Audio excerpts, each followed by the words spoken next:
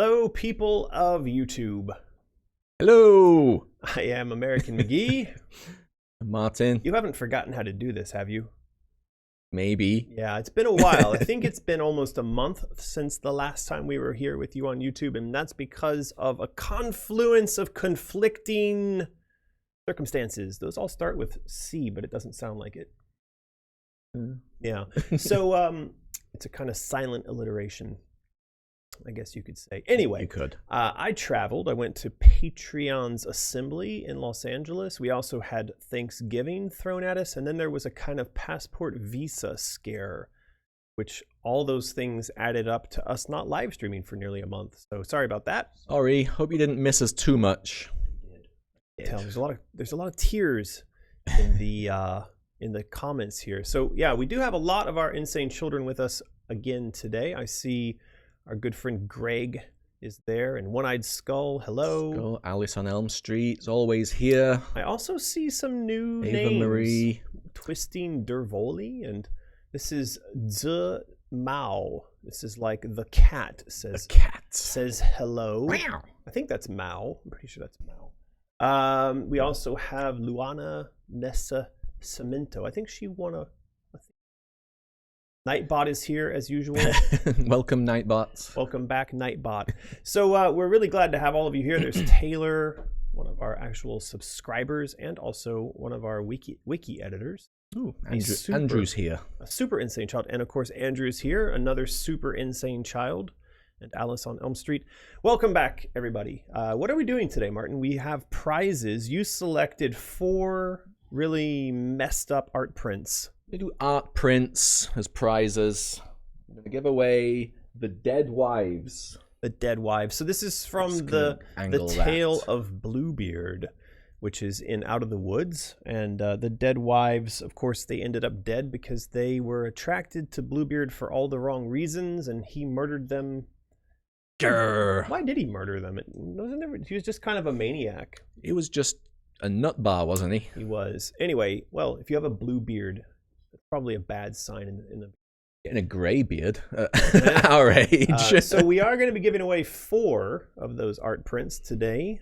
You know the routine. We'll do that every half hour-ish.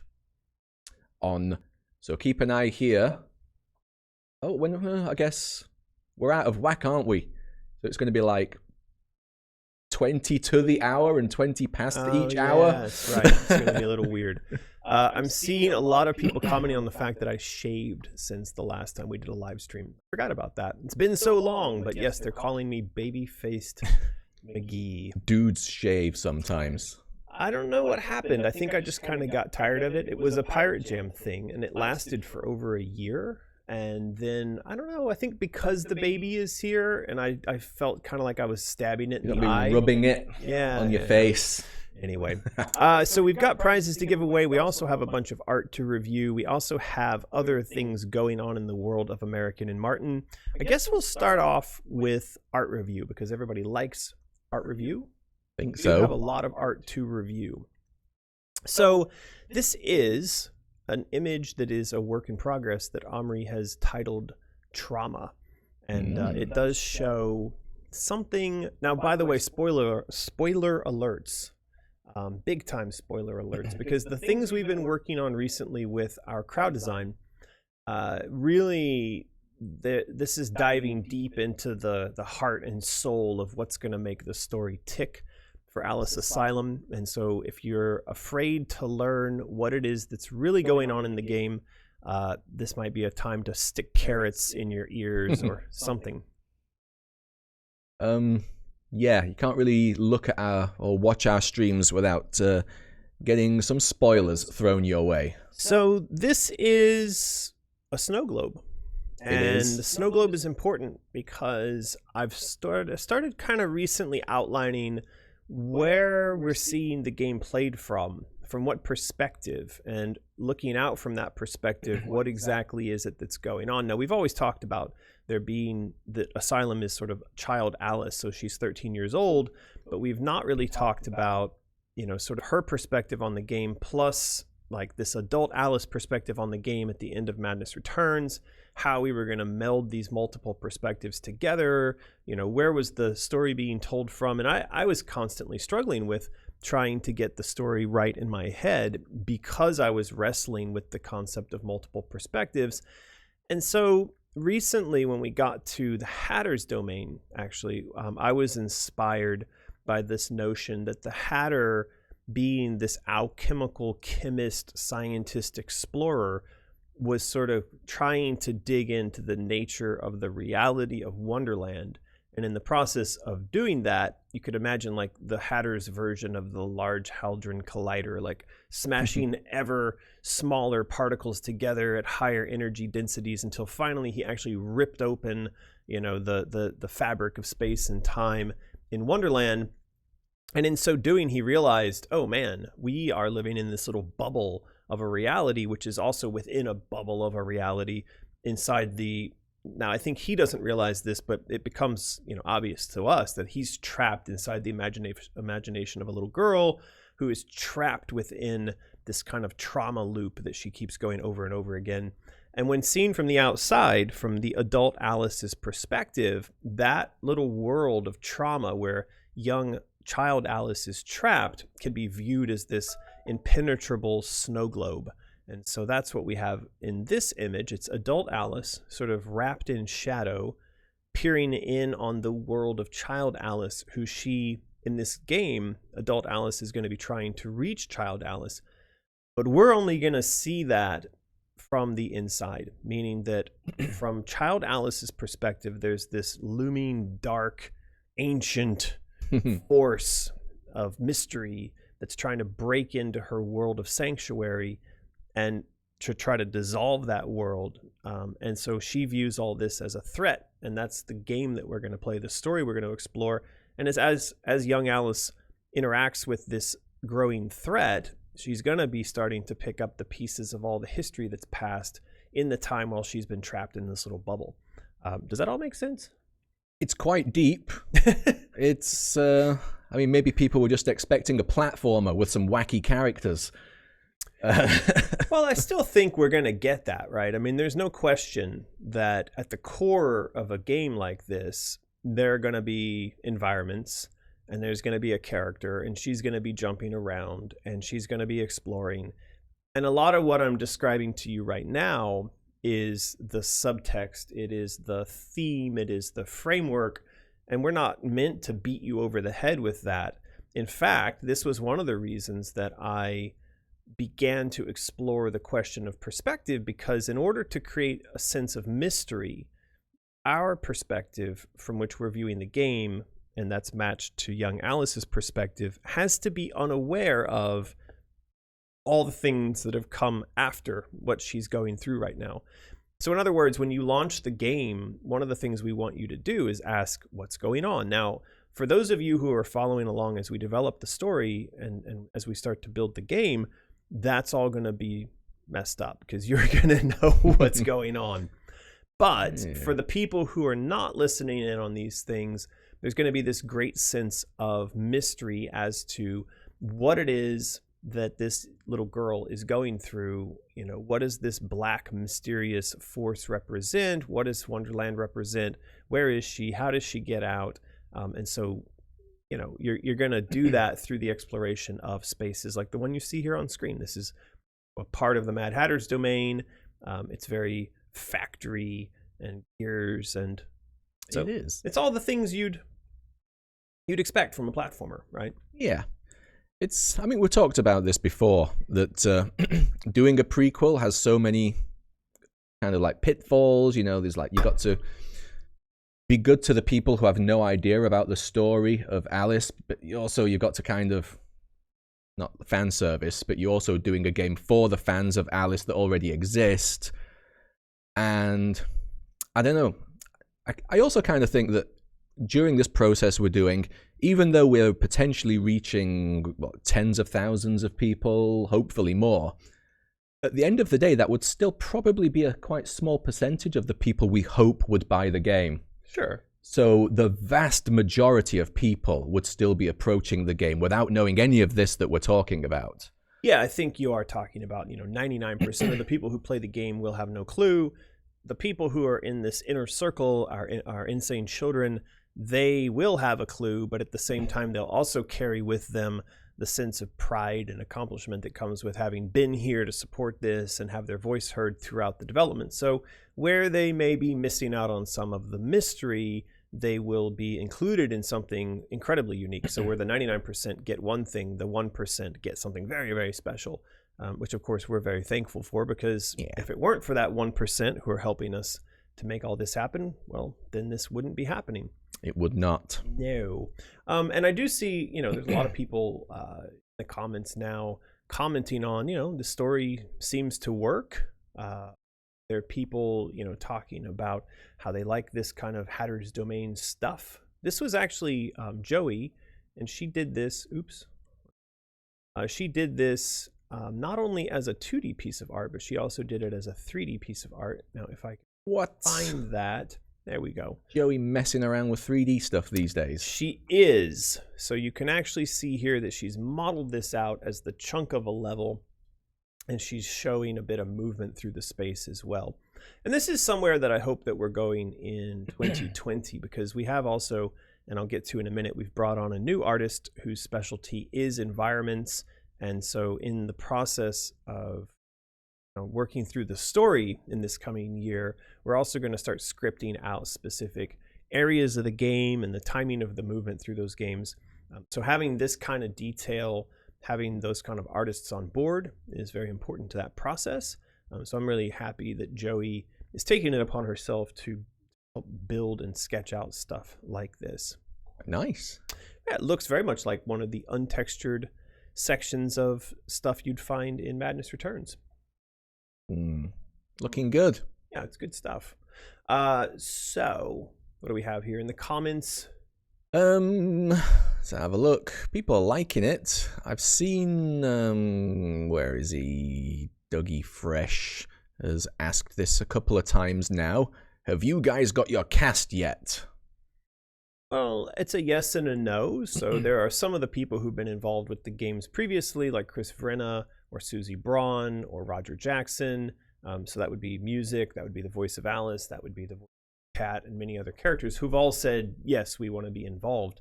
Now, if by the time we start to produce the game, maybe they're busy, maybe they're otherwise occupied, I don't know. We can't promise it, but for sure, as far as they are concerned and as far as we're concerned right now, they would be involved. So beyond that, I mean, I know a lot of games these days are hiring, straight up real actors. You and I have recently been playing the Norman Reedus walking simulator. A lot of actors in that game. Not a fan of that game. I'm a fan. I'm not. And I don't feel that having all those actors in there made it any kind of... And I actually think that having all the actors in there gives you a sense that you should expect that there's something more from it coming, and yet for me that something never arrived. So it felt to me like it's maybe one of the game industry's first ever high budget, A-list actor meh. So yeah, we never really had actors in the in the previous games. There weren't actors who played the people who were captured on screen. Yes. But in this game, we probably would. So I think we'd have to think about that for the future. We don't know just yet. It'd be nice to have some famous faces, but yeah, in Death Stranding, I mean, it's almost everyone. I'm exaggerating slightly, but there's a lot. There are a lot of actors going on in Death Stranding for sure. Yeah. So, and we see Andrew has just super chatted, but yes, to people asking questions, a super chat really makes it stand out. So we can see it very easily. So if you want to ask a question, you could do that. That would be awesome. Well, Andrew, we've just refreshed the page. There it is. They are going to be talking about the Dark Arts Society podcast. So we will get to that. Andrew is one of our sponsors. We will get to that in just a little while. We will. Don't you worry. Don't you worry. But first, let's continue with a little bit of art review.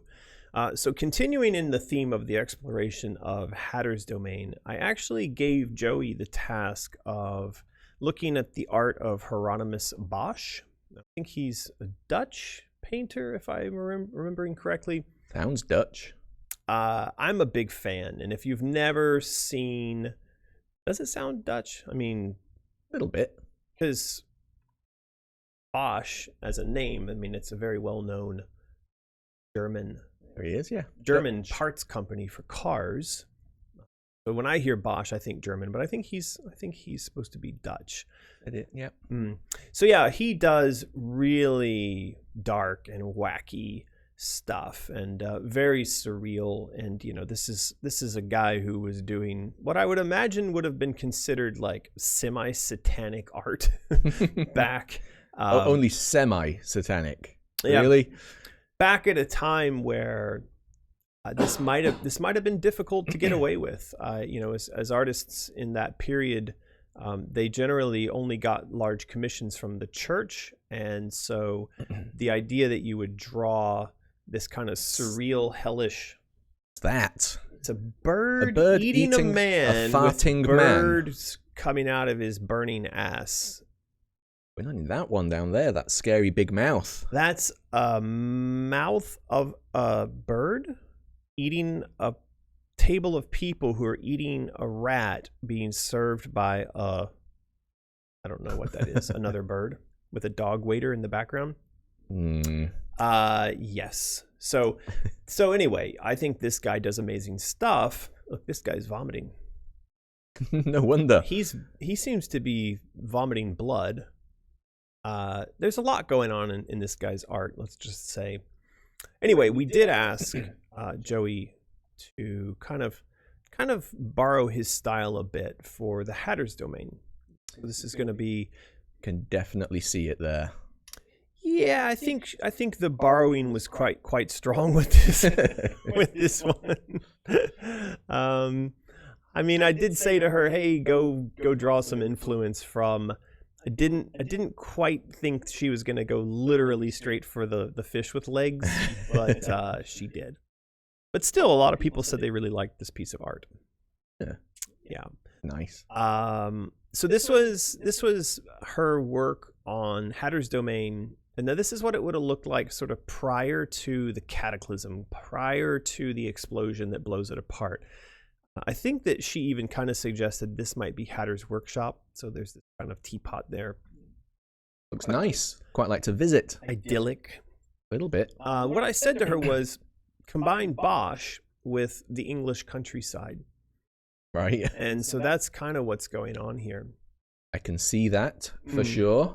I have visited the English countryside. You are of the English countryside. Are you not? Are you not just a slice of English countryside right here in the middle of China? I am. I'm all about tea and crumpets and countryside.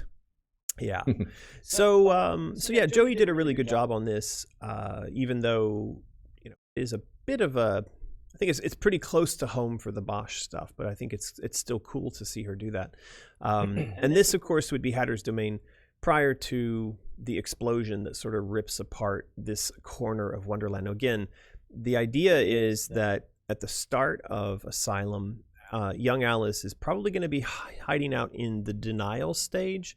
And we've previously shown off art for that. It's sort of Wonderland at its best, beautiful, bright, fluttering butterflies and, happy singing flowers. And so we're going to find her there because I think at some point she's had enough of the Groundhog Day trauma cycle and decided that, hey, you know what, I'm just going to hang out over here in denial because it's nice and comfortable. But then, and one of our insane children suggested this, and I really quite liked it. It was the idea that the Vorpal blade comes crashing down through the reality of Wonderland. I don't know if it lands at Alice's feet or if it lands off in a distance over a hill. But maybe coincidental to that, or maybe as an effect of whatever it is that Hatter's doing, or he thinks it's because of what he's doing. There's this massive explosion at his workshop, in his alchemy workshop, and that rips apart all of Hatter's Domain, and so that leaves it in a kind of shambles. It's all broken, and spread out and floating in space. And that's what eventually Alice is going to travel over to explore and try to figure out, hey, what the hell's going on? At which point the Hatter's going to say, the sky is falling, something wicked this way comes, and we've got to save Wonderland. So sort of where that all starts from. Is that shattered Hatter domain picture being worked on? Do we know? The one that had the roughest rough draft of anything I've ever seen? No. I mean, it really hasn't gone beyond that, but there are bits and pieces. So Omri did do a couple of images. This is obviously a bit more polished, and it's a little more off in a different surreal direction. This would be a little more Escher inspired, where Hatter's domain's laws of physics and geometry have kind of all been turned inside out. You've got the line of tiny elephants and the giant mouse and the sort of wearing a fez. Well, I think by law, tiny elephants are required to wear a fez. Is that not mouse? The mouse. Yeah, red little.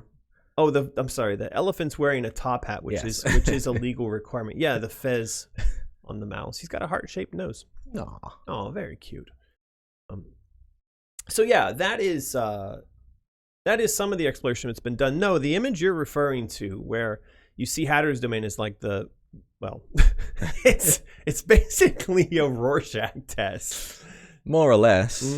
Yeah, but this is kind of the next stage of Omri's exploration of that area. We still need someone to draw the blown apart elements of Hatter's domain. So I think Omri was trying to give it a shot. That's what some of these sketches are. Right. Looks it. Yeah, but I think he didn't get very far in trying to mess around with this. And I feel like all of the artists are kind of struggling with this request of mine. I keep talking about Islands in the Sky. Mm-hmm. Is that a song? Sounds a little familiar. So anyway, I keep talking about Islands in the Sky, blown apart, like visions in your eye. Come on, there's a song in there somewhere. Islands in the sky, blown apart like visions in your eye. Someone in the chat tell me what Islands in the Sky is. I know it's from a song. Anyway, so this was Omri's second or third attempt to try to represent a blown apart Hatter's domain. And I kind of feel like they're just not getting it. I want big chunks of geography, of dirt and stone islands with little houses half hanging off of them. And, Alice having to kind of butterfly float between them. Anyway. Maybe Dario can have a crack. Well, there you go, Font Lord. Good transition. Mm-hmm. Because we have actually hired a new artist. And, of course, I'm having to flip through every piece of art. You went the wrong way again. I went exactly the wrong way. Exactly the wrong way. Okay. So we have hired a new artist. Is Dario? Remember Dario's last name? No. Poop. Sorry, Dario. He's new.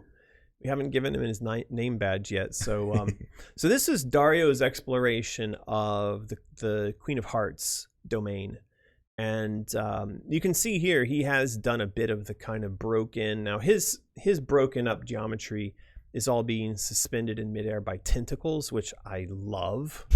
Hello? I mean, come on. We could make a whole game out of this. Good. You love your tentacles. I mean, just look at that. Can you imagine getting into this zone and you're walking along and you look off and there's this sort of castle turret tower with tentacles for legs just floating off in space over there? Does look good. It looks amazing.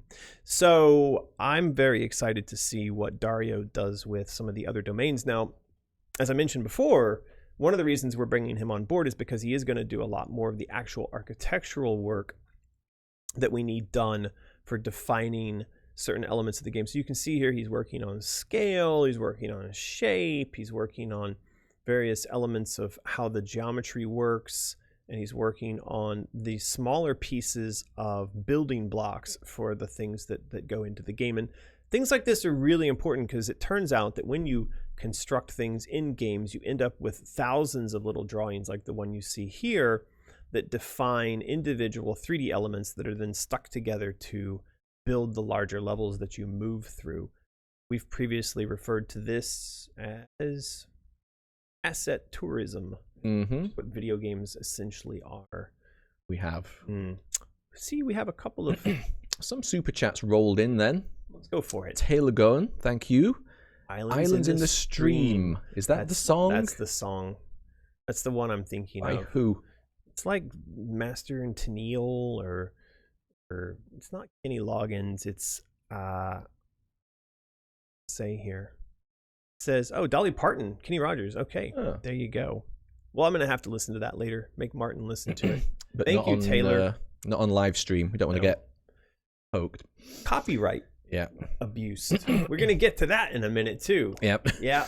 Alice on Elm Street, thank you for the super chat. The broken pieces of the Hatter's domain would be a great chance for something like the funky staircases, turning upside down or sideways as you float from piece to piece. It would, if all the chunks were higgledy-piggledy. Yeah, well, we've talked about this concept of non-Euclidean geometry, and there have been more and more examples of that have come in recently. This idea of things in a world not expecting as you'd imagine, you know, even as simple as sort of you turn down a hallway this way, and when you turn back, the hallway's different, which, by the way, I just noticed they did in the new Star Wars game, Jedi Fallen Order. Yeah. And by the way, if you've not played Jedi Fallen Order, I recommend that you do, and here's why. It's an EA game. It's single player. It's based on it's built in the Epic Unreal Engine. It's story driven, and I'm telling you, if you've played Madness Returns and you don't feel like in the first 30 minutes of that Jedi game that you're playing essentially a reskinned Madness Returns, I'll give you $1. Because it is a whole $1. It is every one of our Madness Returns mechanics almost down to a T, but in the Star Wars universe, including they did the sliding thing, which I felt like we never really nailed in Madness Returns, and they actually made it work. The sliding thing. Remember we had all those stupid slides? Oh right, yeah, you hated those. I hated those. One of the reasons I hated them because they were really narrow.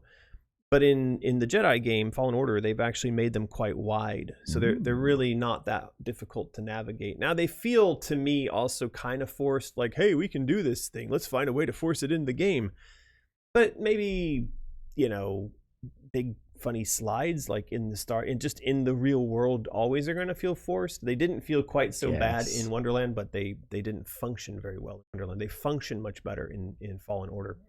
But the other reason to buy that is just because you would be supporting EA making single-player, narrative-driven, Unreal Engine type games, and and apparently this is one of their best-selling games right now.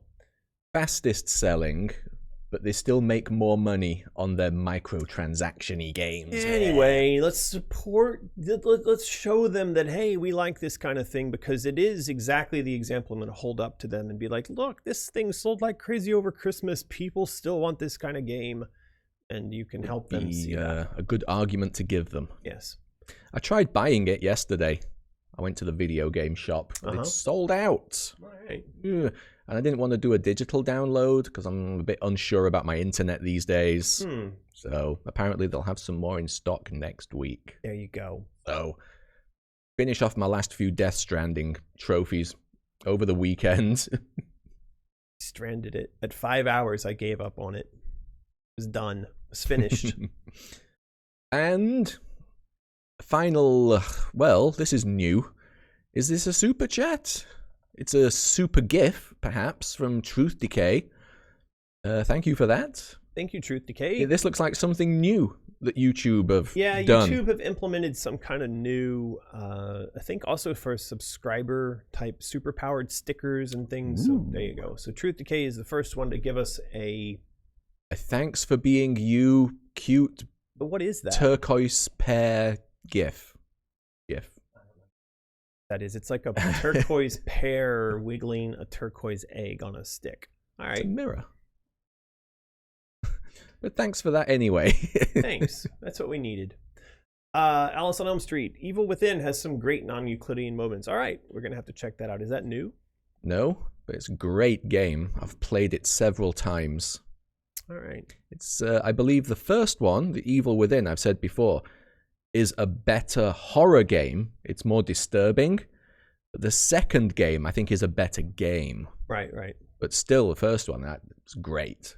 So, play it. There you go. What did you decide about the contest timing? Well, according to this, we've been live for almost 30 minutes. Right, exactly. So it's contest time. Yeah. Let's. Oh no, we can't do this anymore, can we? Oh yeah, don't spam. Don't spam. Don't spam. We were told by someone that people were getting banned. Yeah. Is it still a thing? It's better safe than sorry, perhaps. And how are we going to do contest? People can still say one thing, just don't repeatedly spam like 100 emojis in a row constantly. So what we've heard is that you can have your YouTube and Google account banned completely, like even your Gmail, if you repeatedly spam a chat. And I don't know if it's still a thing, so don't spam today. Yeah. But let's do this. Answer one time the question. Yeah, no spamming, as Lucas says. So answer one time the question: did you or did you not like Death Stranding? Just a yes, no, or didn't play once. Don't do more than once, because if you do more than once, apparently you can get your. I don't know. This was a thing a few weeks ago. I don't know if it's still a thing, but just answer one time. Death Stranding, yes, no, meh, didn't play. Leave it at that. So are we going to discuss that while they say their one-time answer? Yeah, that's my setup there. That's exactly why I did it that way. Nice one. So Death Stranding, I don't like it. There you go, the end. The end.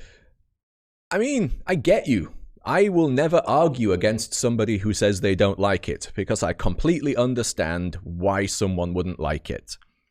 But for me, it's got some really good, just 5 more minutes. I want to see the next thing. I want to see the next cutscene. I want to do one more delivery. I want to see if there's one more celebrity. It just made me keep going. Right. I guess I can kind of sort of respect that. But the problem that I had was that the payoff was never there. It was never the thing that I wanted around the next corner. Yes, they were quite good at raising yet another question or putting yet another mystery in front of you. But I felt that at the same time, they ought to be kind of doling out the mysteries and giving you some answers. I had 2 problems. One, the answers being given seemed... I can't use the R word. They seemed like they were special needs. They were special needs answers, and I wasn't satisfied with the answers. It just felt like the world kept doubling down on a bunch of nonsense that made it less and less plausible that there was even this story in the first place, right? Right. And I could have, I think, got on board if it had been a little more silly and self-referential, but it wasn't. It takes itself incredibly seriously at the same time that you're doing things like peeing in a jar and pooping in a jar in order to make weapons. So there's a kind of weird borderline irreverence happening, but even when it's happening, there's no humor to it. So that really bugged me. And then the actual biggest complaint that I had was I found the gameplay itself to be really janky, really shoddy. A little bit. Not a little bit. You may have thought so, but I felt that if you're going to give me a vehicle to use to move around inside of an environment, don't fill the environment with rocks. And I know you're going to say, well, you're given a chance to build a highway later on. But they don't present it to you like that. They present it to you like there's a vehicle here, why don't you use it? And then the very first thing they give you an opportunity to use it on is exactly the kind of thing you're going to get frustrated using it on. So drive across this boulder field. Thanks. Thanks, game. Yeah. I get it. Yeah. I honestly get it. But yeah, I don't know, it's like the game told me that I had to connect America. So it's like, God damn it, I'm not stopping until I connect America. You're a completionist. I am. And I'm not. And I don't stay in a game because I feel I need to complete it. I stay in a game because I'm having fun. So, like, I've told this story before, but Grand Theft Auto 3, I bought and threw that game away 6 times because I couldn't stop playing it because I was having so much fun and laughing at hijacking people's cars and running people over, and just listening to the screams of like people on the sidewalk who were shocked at the fact that I was driving towards them, you know, at high speed. I'm pretty simple when it comes to what's satisfying. All right. But there just was nothing satisfying. You know, I want a little laugh. I don't know. Anyway, so we've got a bunch of people saying didn't play, never played it, no, didn't Loved play. It. Meh, didn't play, nope. Yes, Spam. Says Megan Bush. Nope, no, says Olivia Martin. Didn't play, not sure I want to, says Homo erectus. Priscilla says 3 hearts. Spam, spam, spam. Monty Python says Blue Hero. Chaucet doing some dabbing. Don't dab, Don't Chaucet. dab. Did not play it. Looks very boring, says Mr. Curios. Tooth Decay. Almost going into spoiler territory here.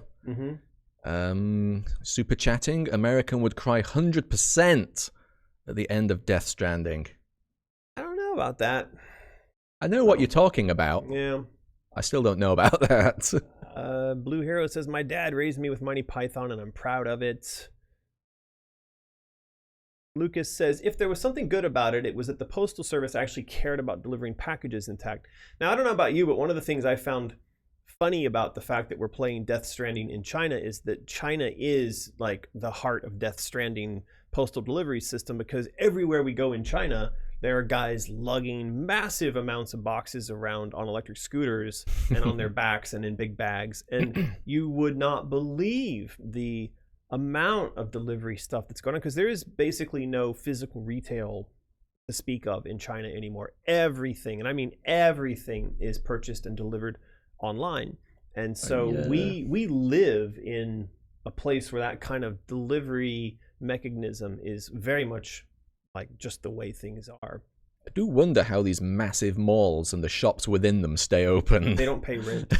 But no, still, they've got to pay like their staff, and they've got to like decorate the stores. And if nobody's buying stuff, I don't get it. Yeah, all right. Anyway, Taylor is reminding us that it's contest time. She's like, come on, just Nightbot it already. Are we ready? Wendy J and Ray Weatherford have both suggested, like, what? You've started the stream already? Yeah, I know. What? Sorry, guys. We don't know what happened here. Anyway, Anna Lepper, you have won an Out of the Wood art print. It is of the Bluebeards, the wives, called the Dead Wives, I believe. Yeah. There is a I'll message. hold it up in a second. There is a message or a description for how you can claim your prize in the description below. So just scroll down, follow the instructions. Please do that within 24 hours, and we will send you your very own art print of the Dead Wives. Signed, sent anywhere. And if you're still living with your parents and you hang that on your wall, please don't tell them we sent that to you. We don't want to get in trouble. All right. Back to art review. What do you say, Martin? Why not? Before we go into art review, why don't we just take a moment to marvel in something very fun that happened to me over on Twitter yesterday. Not really on Twitter, but I talked about it on Twitter. So yesterday, YouTube, I got a ton of emails from them that claimed that, and when I say a ton, I mean dozens of emails that said that I had infringed copyright on someone with my Let's Play videos of my game, Alice Madness Returns. And so I went to Twitter to express my disbelief. And what I got back from YouTube eventually was this automated bot response, which, I mean, I knew it was an automated bot response, and I knew I was yelling at a bot, but I still thought it was funny because I really liked the language here, especially in regards to this particular issue. It's like, if you feel your video was claimed in error, no, YouTube, I'm pretty sure. So I did some angry scribbling on the box cover, and I said, my name is on the box. Are you effing kidding me? Anyway, it turns out that my use of humor to highlight a ridiculous situation actually drove quite a lot of response from other people on YouTube who do Let's Play videos. It turns out that a lot of people have been hit with this particular problem, and by this particular, it's like a content aggregator I'm not sure exactly. I forget what the technical term for this is, but it's like an MCI or something like that. Basically it's a company who collect together YouTubers and their content under one network. And then, this is those things like if you are a YouTuber, you get these emails from time to time that'll say like, join our guild, join our network, and we'll help you increase your viewers and drive more traffic. Now it's all BS. They don't really help much. Anyway, it turns out a lot of people out there fall for this. They sign up inside these networks, and then their content got, I guess, marked as their owned copyright material. So then when we did a Let's Play, it showed up that we'd stolen from them or something. Anyway, my point here is we are not the only ones suffering from this. And you can see that, like you see here, Jennifer commenting that, yeah, no one will ever abuse this system of automatically transferring the monetization of the person making the copyright claim by making a bot network. And so, yeah, I mean, YouTube has basically incentivized people to create bot networks which steal other people's monetization off of the videos that they've done. It's weird. I mean, obviously YouTube is so huge with so much content being uploaded. But I still feel that, a company that is literally has billions and billions of dollars, they should be able to hire a team of a few hundred people to do this manually. Well, here's the problem is that every hour there are it's every minute, I think maybe every minute there's 500 hours of content uploaded to YouTube. It's bonkers. So the amount of content that's uploaded necessitates a system driven by machine learning and AI to review the content and decide what is suitable for various audiences, what is and isn't copyright infringement. So, I mean, I don't think that it's, wrong to employ those kind of systems. I think where it falls down is that there's nothing by way of a human on the other end of the appeal system. And I think there's another issue, which is that they've made it so easy to file these claims and also not implemented a system of punishment for the people who do it falsely. If there was a cost for filing false claims, then I think you'd see that there'd be a lot less of them. But the reality is these companies get away with this because they can say, oops, it was a mistake, or oops, something went wrong, and they don't get in trouble. Whereas we, on the other side of this, if we were to commit some sort of YouTube, a sin that YouTube thinks of, we could get banned from the platform. In fact, it says when you go to dispute the claim that filing a false dispute results in you losing your account, right? But a false claim, fine, have at it. Yeah. Do millions of them. We don't care. Yeah, but if you do a false dispute, then you're done. it. You're done. Yeah. Oh, anyway. YouTube's guilty until you jump through hoops and prove yourself innocent policy really rankles me. So Greg says, when they file the copyright claim, does it automatically transfer the earnings? Yes, it does. Instantly. And then what happens is, well, obviously the stuff you've already been paid doesn't go, but anything from the future does. Now, you get an escrow account, as you mentioned here, Greg, only in the event that you dispute their claim. So you have to go through it and dispute it, and then it'll say, well, we're going to review this, and while we review it, any revenue will be held in an escrow account. Now, one of the things I want to say here is that a lot of the videos we're talking about are from quite a long time ago. They're not generating, and we've never generated any meaningful money from views or ads on our videos anyway. So this is all not about protecting a revenue stream for us. This is simply about saying, hey, no, that's wrong, right? Because it turns out that the guys who did this are actually claiming this across thousands of videos by tens of thousands of streamers. Now you imagine all the time that's been wasted clicking dispute, dispute, dispute. It turns out a lot of people just give up. Right. A lot of people see their inbox flooded with this stuff and they just go, all right, I don't care. Which is really unfair because it's exactly what incentivizes the guys who build the bot networks to do it. Because for them, it's just a click of a button and they can send out tens of thousands of these claims. And then for us as creators, we have to spend this. It's not fun. Every single dispute that you do takes a minute. Well, it seems like a minute's not a big deal, but I had like 50 of these things. So I spent an hour yesterday disputing them. That's not nice. It's not. Yeah. Sucks. Let's hope it becomes a big enough issue for YouTube to actually do something. There you go. We'll see. Fingers crossed. What do we got here? We got a super chat from Priscilla Nasoma. Thank you very much. A girl I follow had copyright claimed on her video because she hummed Careless Whisper in the most ridiculous way possible, and YouTube supported the claim. No, terrible. Man. That's, well, what are you going to do? Pretty terrible. What are you going to do? I mean, literally. Well, I mean, this is a whole nother topic about the situation we are in as individuals in a society which is more and more controlled by algorithms and by mega technology corporations, where we don't have a system of appeal to other human beings. And so on some level, it sort of seems like, hey, this makes life a lot easier.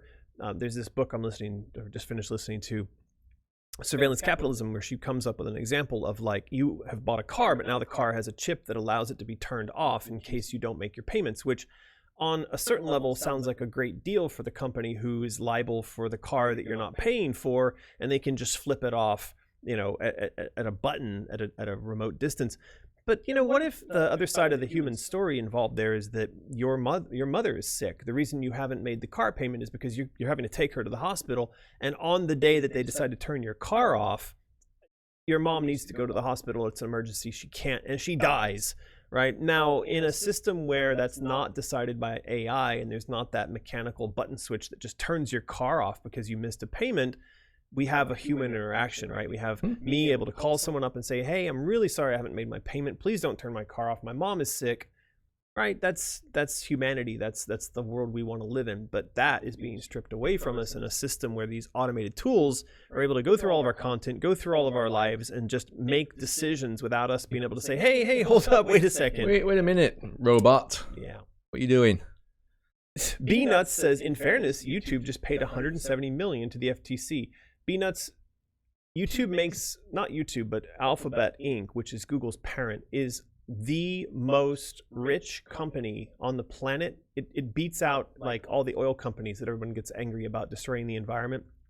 Google has more money than God.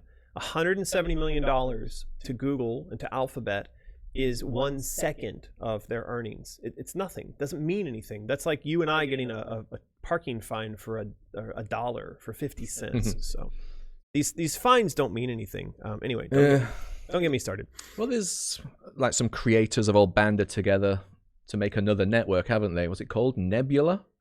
Yeah. I mean, probably, who knows if that'll take off. But here's the problem. YouTube doesn't make money. So if you're going to compete against YouTube, you're going into a business model where by default, you have to agree that the model is a money loser. YouTube isn't doing this for money. That's not their point. So when you're trying to compete against somebody who isn't doing a thing for money, how do you win? They're doing it for the collection of behavioral data. Yeah. That's what Facebook, YouTube, Google, all these Twitter, they all operate off of our exhaust of behavioral data to make money in marketing. So it doesn't matter if someone else wants to start something up unless they're willing to compete with Google on that vertical of evil that involves taking all of our behavioral data and then using it to serve ads and modify our behavior. Probably not what those guys are going to be doing. I think the thing they're raging against is basically ads and, like, you know, what you can be advertised for, and like people who don't want ads on your video. Or I don't know much about it. I just know it exists, and I know there's probably like 20-30 creators who are putting their stuff on that platform now. Yeah, who knows? All right. Anyway, speaking of evil, this is not the topic you're looking for. Speaking of evil, this is the Knave of Hearts. This is something that Norm worked on in collaboration with Omri, and is a character that we would find in the domain of the Queen of Hearts. This is the Knave Good and Knave Bad. Now, we've talked about this guy a little bit. I have to admit, I find straight up humanoid characters in Wonderland to be a bit boring. There's nothing zany or weird or interesting about him. He's just sort of this I don't know, embodiment of evil, but kind of dressed up in a nice way. I feel like he's been done to death. Right. So, I think some of the other knave sketches that we had before were a little more exaggerated and more interesting to the eye, I think. Yeah. So yeah, the fact that they sort of ran with this one, I don't know. Yeah. So I mean, I told Omri. So by the way, if you hadn't seen previously what was going on with this character, we had this notion that when Alice gets to the realm of the Queen of Hearts, there's a war on between the card guards and the chess pieces. So that would be between the Red Queen and the Queen of Hearts. And Alice has to infiltrate the castle in order to find out what's going on in that realm. And along the way, she bumps into this character, the Knave, who says, hey, psst, I'm on your side. I think we ought to take down this Queen of Hearts because she's lost her mind. And I'll show you the way to the throne room and you can take her out. And then, of course, he ends up double-crossing her because that's what the Knave of Hearts does. And, story continues. Alice's rabbit's kidnapped, yada, yada. But ultimately, this guy, basically, he's there to ferry us to the Queen of Hearts and then double-cross us. And I get the mechanism for the story, and I'm fine with that. I'm just not that into his character design. Yeah, it's good picture, but it needs something. Yeah, it needs something. And now I see in the comments we've got people like Anna saying it's nice art, but it doesn't seem like it fits into our Wonderland right now. I agree with that. Yeah, you should still have Joffrey's face though. Joffrey's face. He does need a punchable face. Yeah, I did see that before. I see that the Knave, Lady Blackblade says the Knave is supposed to be an insane child, right? Yeah, I think there was a bit of the story where this was an insane child who'd kind of gone into Queen's domain and had taken on that role. So it was somebody that she knew. Now, see, I feel like that's a good storyline and that would be a really interesting interpretation here. But what we have is this is sort of like generic adult male Knave. If you told me, hey, we're going to take an insane child as portrayed in the previous games and we're going to dress it up as the Knave of Hearts and suggest that an insane child escaped from the asylum, found its way to the Queen's domain, and Alice actually kind of knows that child but has never seen it in the role of the Knave, and now we're going to follow that character because we know and trust that character, I like it a lot better. I think so. Sounds good to me. Like you see here, Dispel Yell. Dispel Yell says, yeah, he looks punchable. But that's not right. We don't want the character to come off looking punchable right off the bat. No, straight away. No. That would be giving it away. It gives it... Bella Ghost Family says, hey, American McGee, how about vehicles that transform into robots, like Transformers, but steampunk? Transformers. Oh no, don't sing that song. We're gonna get a copyright strike from like Idris Elba's motorbike, or like Idris Elba's whatever himself. Wasn't he just transforming all over that movie? Anyway, so I don't know about that, Bella Ghost Family. I think you're this is Wendy's, ma'am, would be the right response to that, because I think you're in the wrong universe there. We're not gonna have transforming vehicles in. So yeah, anyway, I'm not a fan of the Knave. I feel like we're all kind of on the same page, but I did tell Omri, just stick a pin in it, put him up on the wiki, and we'll get back to it. I feel like the strongest showing of character design by our team. It just doesn't do it for me. Now, Blade Face. Taser Face. Alice 3, Enter Blade Face.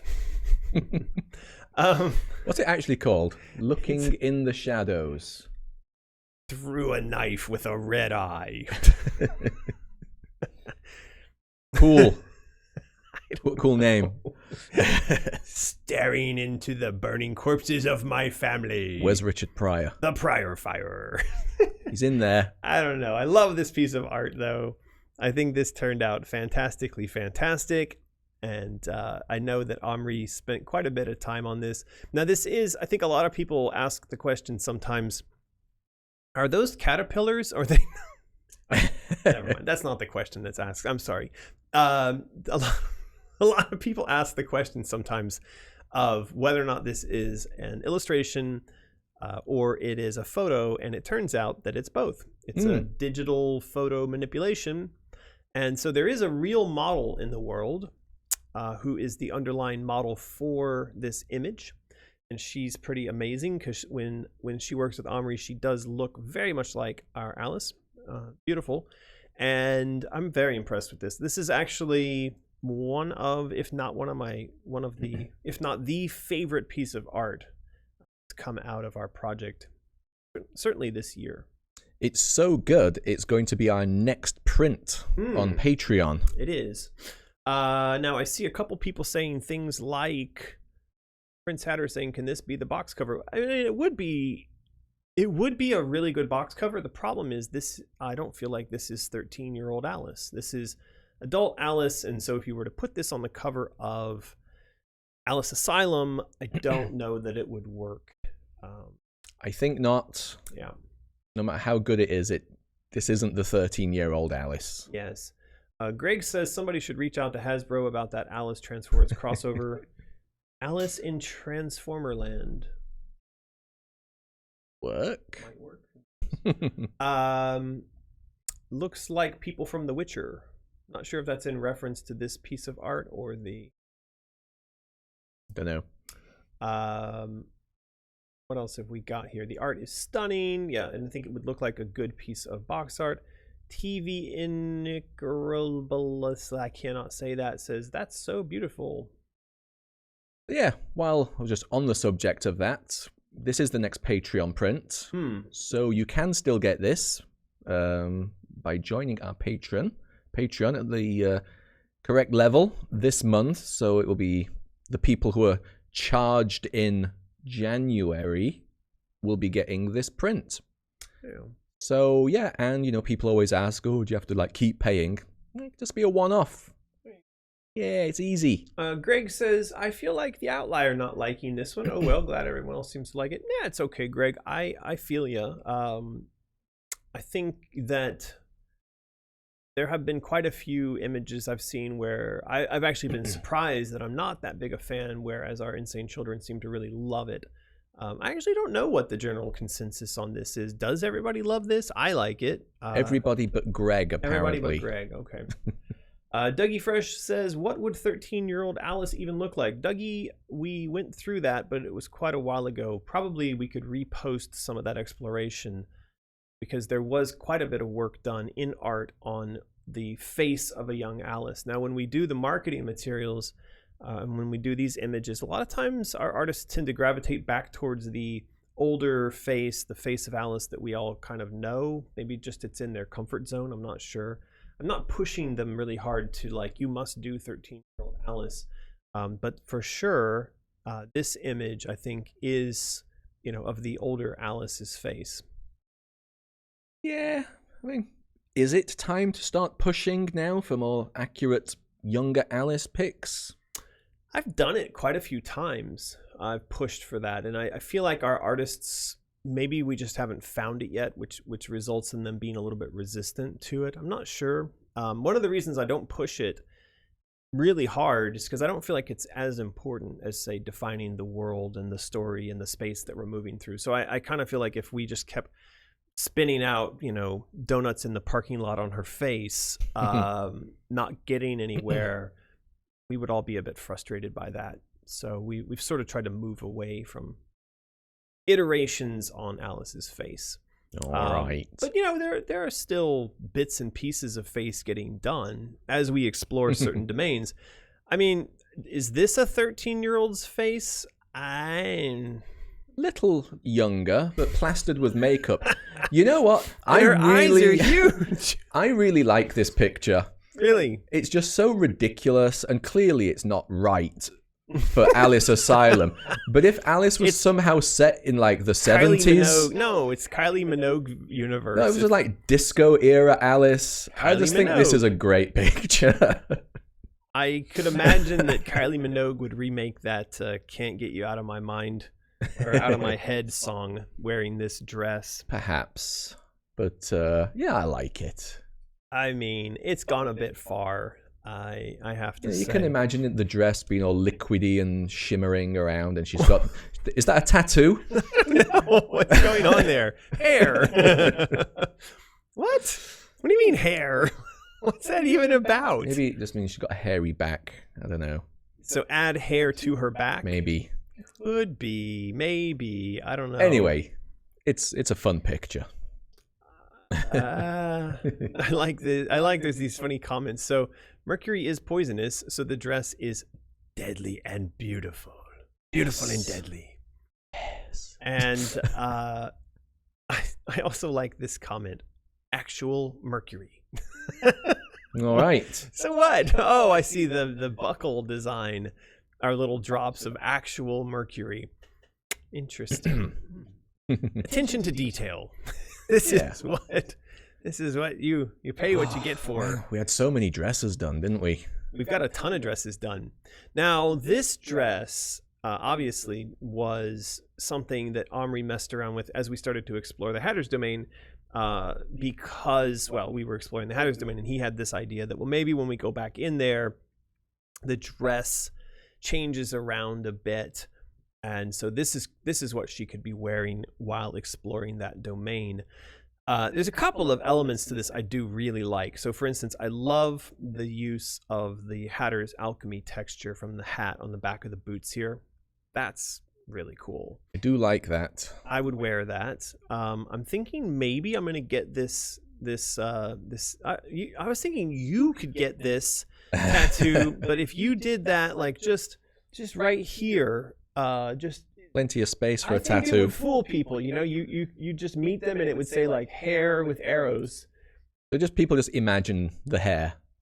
Yeah, you're giving them a kind of a trigger, right? It's a kind of hypnosis, and maybe we could come up with this hypnosis hair club for men by Martin. Sounds good. By Martine.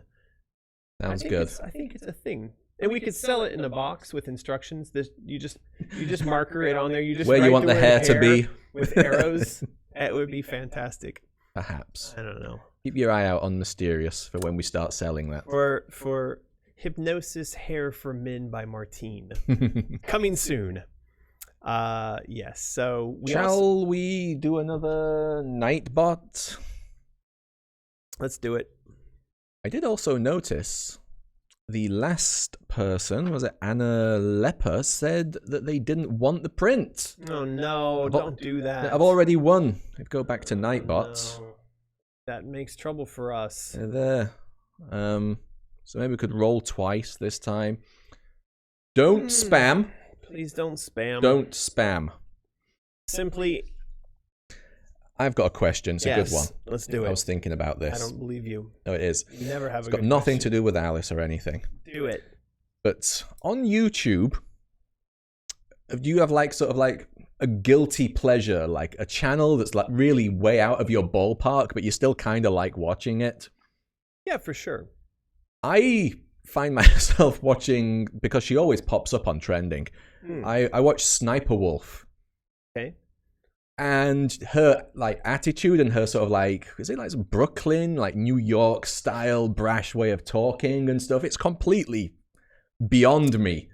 But she's really cute and she's kind of fun. So I always watch a few minutes of like Sniper Wolf whenever she pops up on my Trending. I can't say I've ever seen that channel, but I'll have to go give it a watch. Now I did recently do a channel purge. I deleted a bunch of crap that was just, it was just bugging me. It was like political. It was kind of depressing.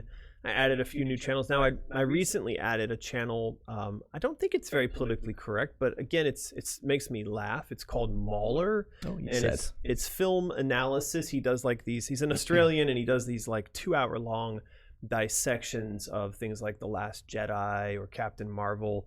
Again, politically completely incorrect. So if you're a small child or a sensitive person, maybe don't go watch that. But if you do like to laugh at badly constructed stories, plot holes, thin characters, things like that, or just in general at like Joss Whedon or at Rian Johnson, this would be a channel you might want to go watch called Mauler. I will. He does maul the hell out of these. I will check. These movies.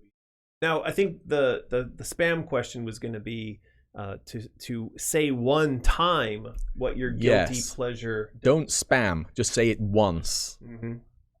What is your one guilty pleasure? Monster High. What's that? 2 2 people have mentioned it. Now, while we are doing that, Ice Killer has super chatted. Thank you for that. Since we got Roger and Chris on the stream, why not get one of the artists on? That is 1,000 times easier than getting Susan. It would be. We can do that. We can get Alex on. Didn't we do Alex once? Do him more than once. He's an Australian. He can take it. Yeah. Yeah. But yeah, why not?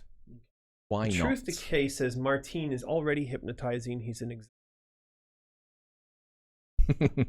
I agree. This is why I have him on the stream. It's for the eye candy effect. I mean, I can't do this by myself. It's the brains and the beauty, don't you know? That's exactly why it works so well. So now we've got Ray Weatherford saying Vsauce. I do like Vsauce, but that's not a guilty pleasure. Yeah, is it's it, interesting. Ray? That's actually so. There was this Royal Society talk by this guy named Tom something. Yes, I just watched yesterday, and he was talking about. I think the title of the video is "There's no algorithm for the truth." Anyway, one of the points that he made was that if YouTube's algorithm only fed us the truth, or in other words, good wholesome content, things like Vsauce, we would all quickly abandon the platform out of boredom because we actually need those guilty pleasures. And so he said that the perfect algorithm for a platform like YouTube actually feeds you some healthy, wholesome stuff, and then every once in a while it also throws a bit of Alex Jones at you. Like there's a bit of conspiracy theory, a bit of Schadenfreude kind of people getting whacked in the nuts with stuff. So that's one of my guilty pleasures. I like watching Fail Army, people getting racked by their bicycles or going over cliffs and dying. I find that stuff to be hilarious, but I can only watch that for so much time. Yeah. Mr. Beast, Hot Ones, Nostalgia Critic is a good one. The Anime Man, Indian guy doing math, says Chaussette. I don't know about that one. Indian man doing math is. But we both like Electro Boom. That's love Electro Boom. Indian man blowing himself up with electricity. Murder of Birds, says B Nuts. Yeah. Adam Latta says, just give me the poster, please. Is that a YouTube channel? Maybe. I don't know about that. There's quite a few good things out there. The Anime Man, says Alice on Elm Street. Damn it, Captain, says Lucas Severin. 13 Fiorini, Monster High is a cartoon. Yes, it is. I saw this is just a video, I don't know if it's a channel. A video popped up on Trending. I think they're a Patron, or is it Kickstarter? Anyway, they did an animated short called Hell of a Boss. It's kind of like an agency in hell that you can hire to kill people. And it was done in very much like a Powerpuff Girls style, but it was sort of like adult swearing and blood and gore. It was really good. I think it was a pilot. So check out Hell of a Boss. Sean Farmer says The Rageaholic, which is that? AKA Razor Fist. I like watching him a lot as well. He's a big Doom fan, and he often goes off on internet and YouTube nonsense. In fact, yesterday when I was having my kind of acted out meltdown on Twitter over the YouTube nonsense, Razor Fist came in and punched YouTube in the face for me once, and I was quite I felt a little bit of fanboy business going on there. Did you squee? I did squee. I squeed, but in a very manly Razor Fist kind of way. All right, Lucas Severin, I'm not going to write this down yet. I feel Lucas maybe has won a lot and might be feeling generous. I don't know. We'll see. Lucas, are you going to keep your art or no? Yes, the immediate murder professionals. Imp. Holy shit, he says. Hey, you can't say that on YouTube. Are you keeping it? Yes. Okay, all right, cool. I'll write him down. We're going to roll one more time to give away the previously discarded. It's Leah? Do you say Leah? Leah? Lee? La. Del. Sorry, Leela. Sorry, Leela, we can't say your name correctly, but you did just win the prize as well. So please don't give it back to us. It just makes the logistics of all this more complicated than it really needs to be. Do the things. It's in the description below. In the description below, within 24 hours, follow those instructions. We will send your art print to you. Congratulations, Leela, and congratulations, Lucas. All right, back to art review. Now, this was the pleating dress as we were going to wear going into Hatter's Domain. But again, that was supplanted kind of sort of by that Mercury dress. Omri just sort of jumped in there and was like, oh, we need another Mercury dress. And so that was the thing that we just saw a second ago. Can I go backwards and find it? No. There it is. So hair here, dress. So the hair dress. So we had this one, which wasn't really requested, but I think Omri just couldn't resist. He had to do it. And then he kind of revived this one because we were talking about, well, what are we wearing when we go into Hatter's Domain? My point here was that bargaining, which is what Hatter's Domain represents, in this case doesn't necessarily take place with Alice. So again, Alice's journey here is through the stages of PTSD. Each of the levels is representative of one of those stages. You presume that we're kind of seeing Alice struggle with that aspect of the PTSD, but it's also the case that Alice's mind in its reflection into Wonderland is just showing one of these things through one of the other characters. So it doesn't have to be Alice herself going around being angry. Like, for instance, the Queen does a very good job of the representation of anger. Now, we'll have Alice doing some anger like blood massacre, murder, death, kill stuff, so you kind of can play into that. But when it comes to bargaining, I don't know, do you have ideas on how to have bargaining gameplay? Yeah, bargaining is a weird one. Well, I thought... Did I see someone recently? They might have actually brought up the old green suit dress and said that they liked that. Yeah. But that was, I'm not even going to say divisive. Yeah. I think most people hated that. It divided people. But yeah, somebody brought that up again recently, but it's an odd one. Alrighty. So yeah, it's difficult to know how to visually portray bargaining. Well, but again, to my point, what I'd like to do is we'll have the character of Hatter embody the concept of bargaining, because as I said previously, he's going to be the one who discovers that the underlying structure of Wonderland is under threat, and that if they don't do something, everything's dissolved and destroyed. So he's the one who's essentially bargaining with Alice and with us as the player, but he's bargaining with the universe that please don't dissolve me. I will do anything to stop this from happening, even if it means allying myself with my previous enemies, sworn enemies, or even if it means doing things that are out of character just to keep the status quo, right? So that's going to be the embodiment of bargaining, not necessarily Alice herself. Anyway, that's a concept we're going to explore. Okay. Super chat time from somebody new. Deeps to the Peeps. Okay, thank you, Deeps to the Peeps. Thank you very much. Super chat. Do you know what happened to concept art for the original Alice? I would love to have the Wonderland map framed on my wall, but the only images I can find online are small. Should I try contacting EA? Martin says the last bit with a laugh, indicating no. You can try contacting EA. We also have nice brick walls here in our studio that if you'd like, you can fly over and bang your head against. You'll get about the same result. EA, good luck with that. No, so a lot of the original concept artwork from Alice that survived is actually the stuff that was done by Norman. Always bad with his last name. Let's just say initial F. And so if you go, you look on my Facebook or on our Asylum page or on the Patreon page, you will find links to Norman and Norman's work. He does have a website where a lot of the original concept artwork is kept. I don't know if the map is there, but I mean, the internet is basically going to be your best friend when it comes to that. Just doing Google image image searches. There is some high-res stuff out there. I don't really have it. EA certainly doesn't have it. So, yeah. Sorry. So don't do that. Sorry. All right, back to the dress. Now, I see a lot of people saying that this dress that we looked at previously is like a big bag and it messes up her silhouette.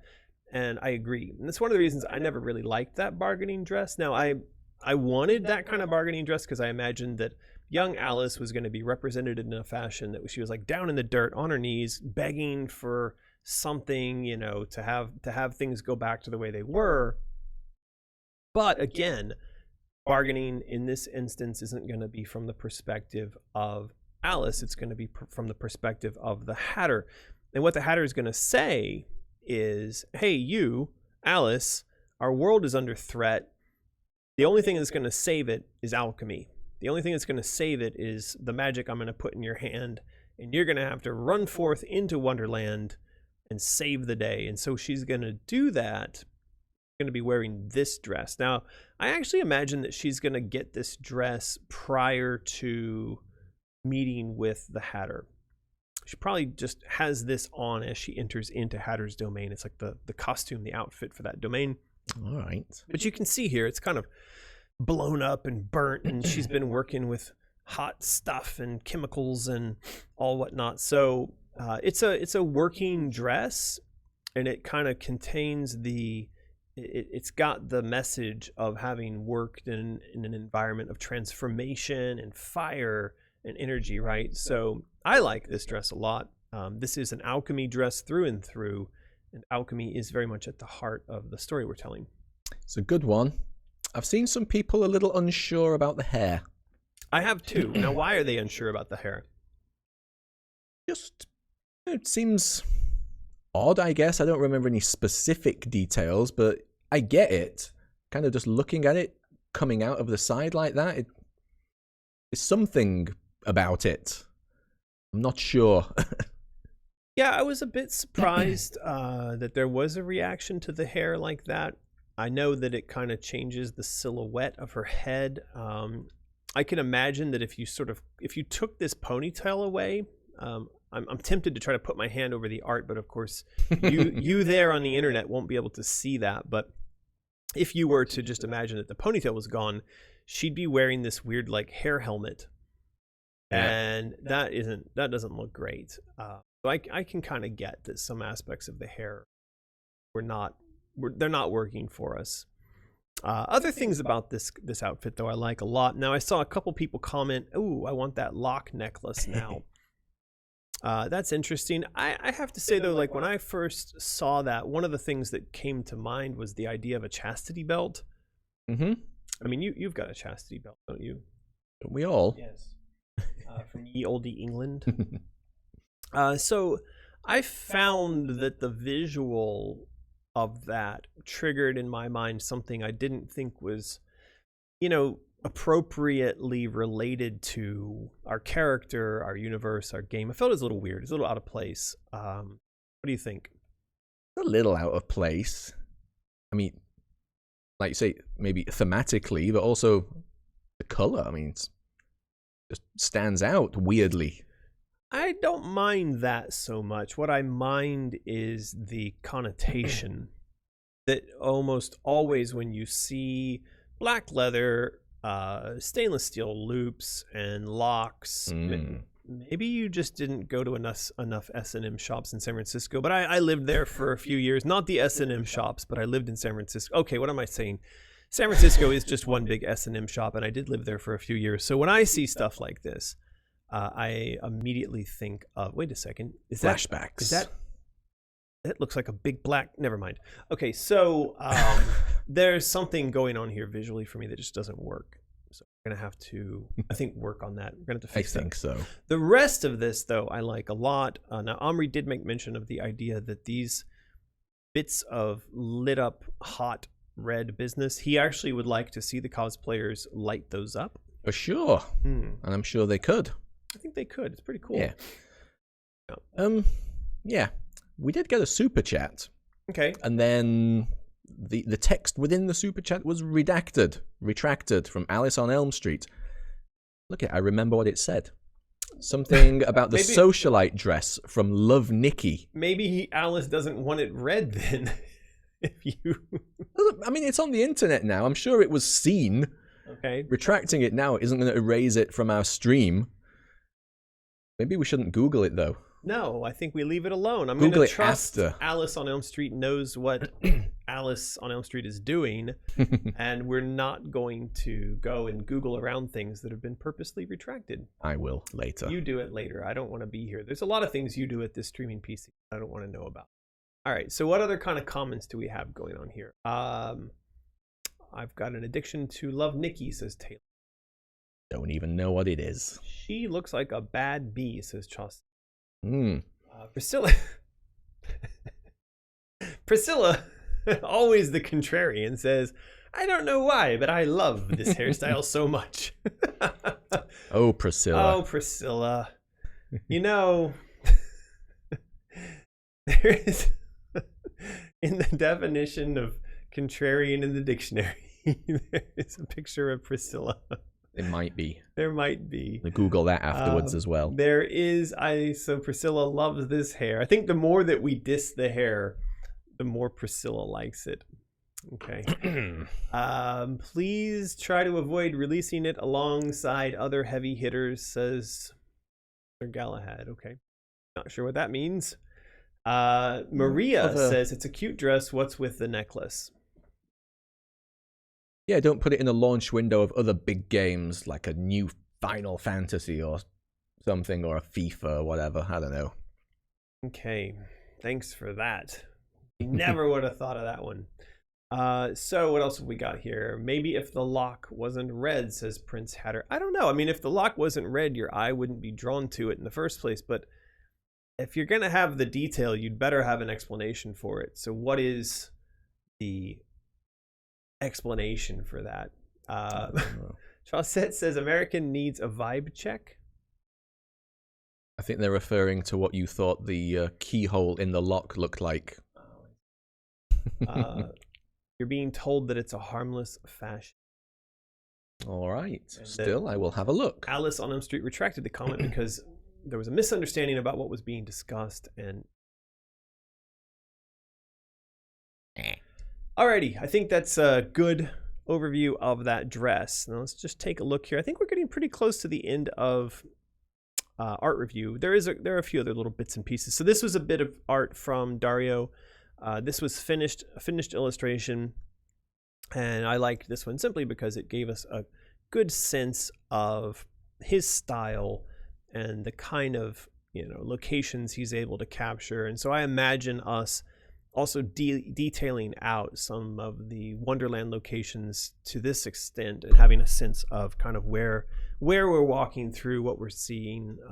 But yeah, to me, this kind of stuff is the stuff of imagination. It helps us to craft our story and think about what it is that we're actually seeing and doing in the final product. It's he's got some skills, old Dario. So yeah, can't wait for him to render something for us in this final excellent style. Yeah, looks really good. I'm very happy to have Dario on board. We now have a pretty well-rounded stable of artists. There's Joey doing her stuff. Omri's really good with the fashion and character stuff. Dario's on board now. We got Norman doing all of the original character design stuff as well. Input from Alex on kind of UI and layout and logos. He's very good at that kind of stuff. We still have occasional input from Sunny. And there's a few other people we're working with. So yeah, I mean, all of this stuff, of course, is made possible by our Patreon and our Insane Children. Thank you very much to our Insane Children. Why don't we make a really quick transition to our sponsors? Ooh. Yes. So as you can see on screen, Freaky Fandoms podcast. They are one of our awesome longest sponsors. Andrew and Deborah. I don't know if Andrew's still in the chat. He was here earlier. Yeah, they do a podcast for sort of like nerdy, geeky, culty type stuff.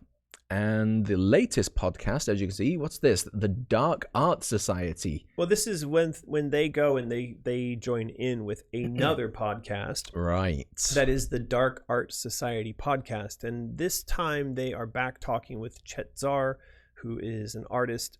He was previously featured in one of their podcasts where they were talking about the movie The Blob, because he was the creature designer for that. He's also, in his own right, just a phenomenal artist. The first time that I had heard his name or kind of seen him, his art out in the wild, was actually at the Madness Returns launch party in Los Angeles. There was an art gallery there. A bunch of artists had brought forth pieces related to Alice. His happened to be one of the ones hanging on the wall. Now, I don't think I got to meet him at that event, but I remember I tried to buy his piece of art and I was informed that it was already sold out, so I ended up buying a different piece of art. Anyway, I actually got to meet Chet at the recent Patreon event in Los Angeles. I was also able to meet his friend Christopher Ulrich, who you see is named here on the page as well. Both of them phenomenal artists, and Christopher is doing also a series of very Bosch-like kind of religious, demonic, dark. But anyway, we three got into a really a really passionate conversation about chaos magic, about kind of the themes of transformation, about the idea of dissolving in order to reform into something new. And it turns out that Christopher, so I'm sitting there and I'm thinking, wow, these guys, I'm really vibing with them. I'm really enjoying this conversation. And then Christopher even has the Salve et Coagula phrase tattooed on his arm. And I was like, oh man, I found my guys. So I'm hoping that in the future we may have a chance to also collaborate with them. But coming back to Freaky Fandoms, they, of course, are one of our sponsors, longest running. Deborah and Andrew have supported me and my work for quite a long time. And so a big shout out to them and to Freaky Fandoms. You can go and check them out on Patreon. They also are on places like SoundCloud, iTunes, Instagram, Facebook, YouTube, you name it. So, of course, supporting them helps to support us. Indeed, it does. Now, go give them some love. Please do. Now, we do have, what do we have? It's something new.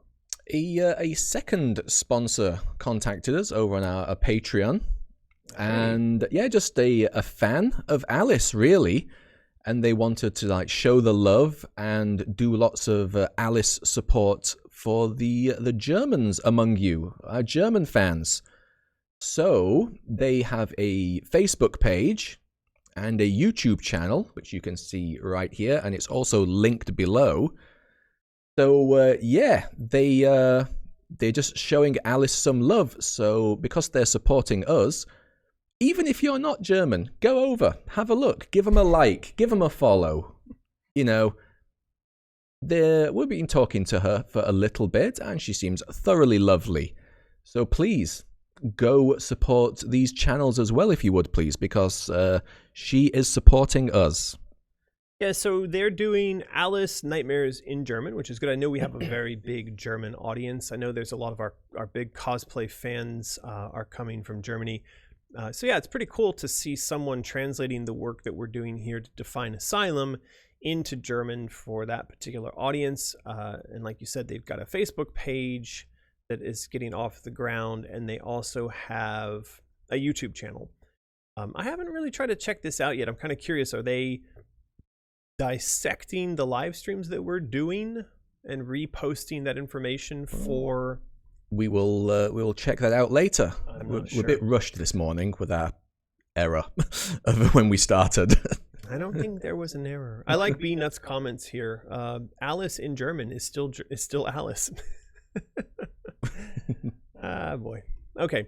What else have we got in art review? I know that this week, also these couple of weeks also saw us, just kind of in general revisiting the dresses. Now, if you were not with us when we were doing Dress Madness, it is definitely worth going back to the earlier Patreon posts. Those are public, and you can take a look at all of the work that our team did on defining various dresses through the game that are linked to the different stages of the game. So, of course, starting in the prelude, this is kind of the section of the game where she's still young Alice prior to the fire, and then we go through the event of the fire, shock, denial, different aspects of denial, rage, anger, bargaining. So we defined dresses for each of the stages that we're going to explore. Some of these turned out really cool. I'm a big fan of the harvest dress. Yeah. If I was going to wear one of these, I know which one you'd wear. Is it the Mercury dress? You'd wear the Mercury dress. I like the yellow. Forget what we call it. Sort of like the classic Alice. Called. So I think that the classic one, Denial, yeah, of course. I think for me, if I was going to go out partying to the clubs, I'd wear the harvest dress. But if I was just lounging around the house like we are today, I would definitely wear the bunny dress. Just kind of keep myself warm. I can hear something. Have we not muted our YouTube thing? Is that playing? Hope we haven't had this nonsense going on the entire stream. You'd think they would have said something. You'd think. Okay. So where were we? You confused me now, Martin. Sorry. You threw off my... interrupt your mojo. You threw off my patter, my rhythm. Now I'm going to have to jump out here. Blame Martin. Where were we? You screwed me up. I had a transition all set up there. Damn it, Martin. Oh, boy. Brain fart. Well, I think it was that I was going to go from the chaos dress to the work that's getting done on mysterious makeup. I don't have a lot to show on this today because Yen and I are actually going to do a standalone live stream probably next week where we talk about mysterious makeup. This was just like a really rough sketch that Alex did for a promotional image, but for those who have been following along, and there's a lot of information about this over on my Instagram page, we are doing a line of makeup, and we're calling that mysterious makeup. Woo! And so mysterious makeup is something that Yen, my wife, is working on, and it's a collection. It's a box set, which are inspired by the Alice dresses, the classic dress, and also the harvest dress. So that was going to be my transition until Font Lord tripped me up. But you can see here, this is the harvest dress collection, like the colors and elements that are going to be contained in that box. And so Yen's working on this. She's actually putting together, hey, wait a second, where are you going? Wrong one, babies. And so she's actually putting together these boxes, and then inside the boxes there's all kinds of stuff like brushes, and so there's a box. I just like my own photo. Yeah, so that stuff's coming along really well. If you're interested in that, go to my Instagram, and then from there are links to, and you can see it right here, there's a link to bit.ly/mysterious makeup. That's easy to remember. It is. But people like to go into my comments and say, I can't punch in the link. I clicked on it, nothing's happening. Yeah, it's kind of weird that Instagram don't allow that. Maybe we talked about that before. I don't know. It's weirder to me that people don't know that Instagram doesn't allow that. Anyway, so that's it. I think we've got through art review. I mean, want to talk about these pins a little bit? Could do. I think you should talk about this because you know what's going on with the factory. Yeah. What's going on with the factory? Well, right now, start at the beginning. Our next Patreon goal is going to be a set of enamel pins. There's going to be, for the patrons, there's going to be 4 pins on a card plus 1 special patron pin on this image, so it's like A, E. Can you zoom in ever so slightly? A, E, F. Zoom in or out? Yeah, like that. That's out, Martin. Yeah, out. A, E, F, and G are the standard pins, and H is going to be the special Patreon pin. So yeah, we're talking to the factory now, and we're sort of hashing out what kind of detail the factory can make in these pins. There's a little bit of back and forth about that currently. They're not being overly helpful. They're not. With what kind of resolution we can hit for the size of pins we want to do. Yeah. But we'll get through it. The pins are coming. And yeah, this will be our next Patreon goal. It's not up on Patreon yet. And I believe, correct me if I'm wrong, is this going to be at the $35 level? Why is he crying? This was one I edited for when people were voting, and he was really far behind. Nobody loves the carpenter. They didn't. They really didn't. Your editing kind of makes him look like he's some sort of like futuristic space Indian, though. He's got like war paint on his face. Perhaps. As far as what level this is going to be at, yeah, I think we said previously we'd put it at 35 simply because we found that Patreon's purchasing kind of system, like the idea that you'd use a tier to select how much something costs, means that we have to set the prices in some way that's linked to the existing tiers. But what we've been talking about, though, is working with this company BackerKit to enable an off Patreon purchase system. And if we did that, I think it actually means that we have to, it doesn't matter what your tier is set to, and it doesn't matter what your pledge is, you don't have to change those things. You'd simply gracefully transition over to the BackerKit page. You would put in an amount that makes up the difference or not if you were over pledged, and you'd walk away. It's quite simple. There is a new system potentially coming for this, but still, these pins are coming. They are. Somebody asked the question, will they be colored? So we, I think, decided no. For all of the pins we're looking at here, everything was just going to be black and white. We had one of the pins, which was the teapot, and Jen had added a splash of color to that. Now, as Martin mentioned, one of the issues we're currently running into is that our factory seem unable or unwilling to give us information about the level of detail that they can achieve. In other words, we need to know something very basic, like what is the minimum line, or the minimum line width, and also the minimum distance between lines, so the minimum kind of gap. They are not being very helpful in that, and so all they've said is, oh, there's too much detail. And so, for instance, to render this as a pin in their current thinking, it would have to be 3 inches tall. I believe 2, and I might have messed up with that 3. Oh, but 2 inches is not too terrible. Yeah, well, first we were like aiming for like 25 millimeters, and then we went up to like 1.5 inch. But yeah, I've asked them to quote us for 2 inch now. Well, we also need to find out, like, from you, the fans, what size would you accept? Because we previously asked this question, and a lot of people came back and they're like, oh, we like really small pins.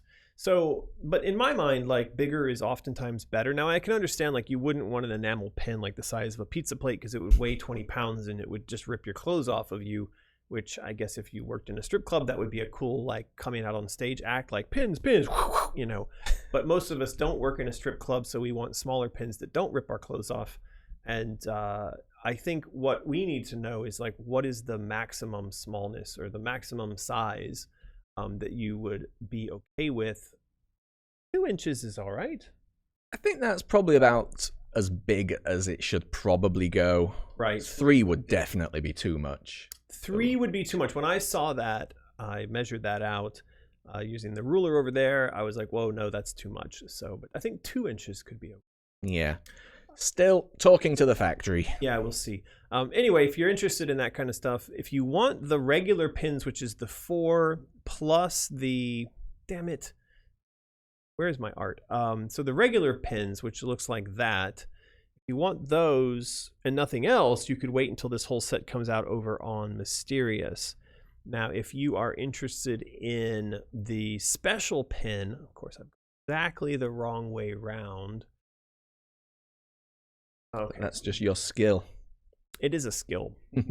That's the Patreon exclusive pin. If you want that one, then obviously, because it says it on the image there, you'd have to you'd have to be on Patreon. Durr. True dat. Okay. So that is the pin update. More information coming over to Patreon soon. Now, you don't have to be a patron to read our Patreon posts. I don't know if people know that. They're all set to unlock after 3 days. So you can just be a member of the general public and milling about and absorbing that content for free, and we won't hold it against you. But there is also like a $1 kind of waiting in line tier. There is. And, keeping in mind all that stuff goes towards helping make really cool art that you've seen today. So if you want to support the cool art, become a patron. If you're just in it for the exclusive pin, there's a $1 tier for sitting around in line waiting for stuff like that. And even if you don't want to throw money at Patreon because it's a subscription service and it seems scary, then no worries. You can just read the posts for free when they open up to the public after 3 days. Excellent. Was that explained sufficiently enough? I think we're good on art. I think it's time to... Didn't we have some red art in there? Did we really? Look at that thing. No. He was helping me sign stuff yesterday. Oh, he's so cute. We got this little baby carrier thing. It's not the baby Bjorn, because that was strangling him and chopping his legs off. So this is like a Chinese version of it that's a lot cheaper and seems to be much more humane. And so I can stick him on the front of me like a little master blaster. And then we were signing art prints. He was helping me out with that. It was quite fun. Bless him. Yeah.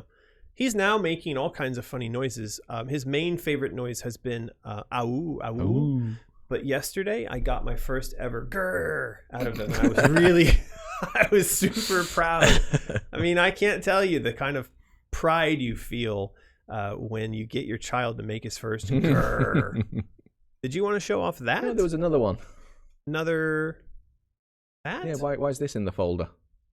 I don't know. It was just another piece of art. I thought we'd seen that before. I don't know. I'm just wondering why it was in the folder. Maybe you wanted to mention something. Do you want to talk about it? No. It's time for another prize. I was thinking we might have missed one of the prize things. Well, let's do it. As I do a big stretch. Let's do another prize. Now, what is the question that they're going to answer once? Don't spam. Do not spam, because it's going to get you kicked off of YouTube. Let's just remind everybody of that. I don't know. What kind of question? Something about this picture, perhaps. Mm-hmm. What would you call this print? What would you call this print? Yeah. Okay, that's the question. It's Harvest Dress Alice versus Queen Yoda.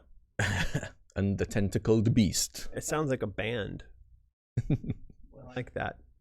All right, so yeah, what would you call this piece of art? Please let us know one time in the comments. That will allow Nightbot to know that you were there and interested in winning the prize. Now, while they're doing that, I will say really quickly, I wasn't the biggest fan.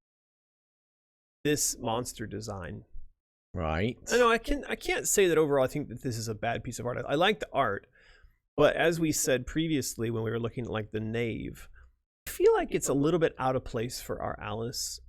This type of illustration, it's gone over a little too realistic, maybe? I'm not sure I can put my finger on what it is, but it doesn't feel like something we'd find in Wonderland.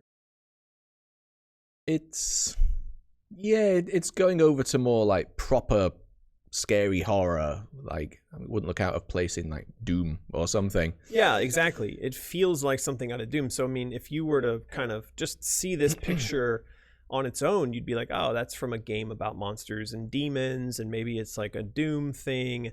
You wouldn't immediately think Alice in Wonderland. Now, if I saw this thing, I'd be like, ooh, the Mandalorian has a new Yoda character coming up soon next to Baby Yoda.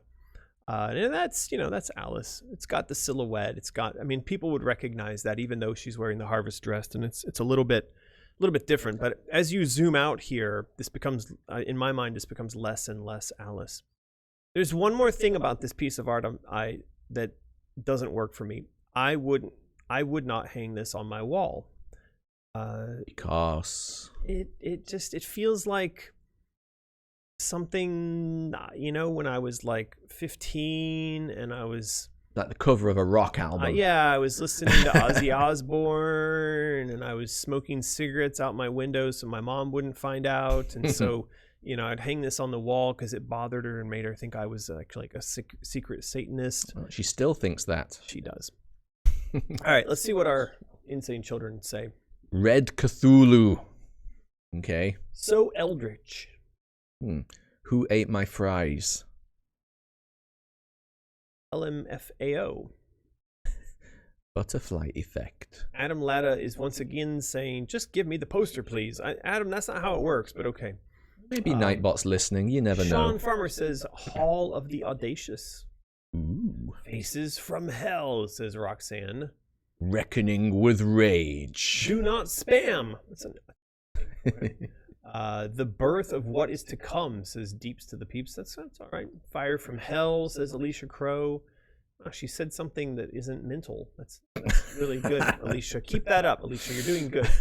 Yeah, Anna says, American not loving tentacles? I do like tentacles. I'm just saying that these tentacles are not like the others. Like, look. One of these tentacles is not like the others. Well, look, you can tell, because here are the tentacles I like. They're kind of big and cartoony, and there's a kind of soft pillowiness about them. You like a thicker tentacle. Hey, BBT. So anyway, these tentacles are much more wiry and kind of icky. I don't know, just they don't do it for me. Just don't do it for me. All right. Right. So who else do we have going on here? Cooking Gone Wrong, says Joss says. It's a good name for that. The Beast, says Ghibli Girl. Facing the Queen. Ultimate Legend says Alice versus demonetization.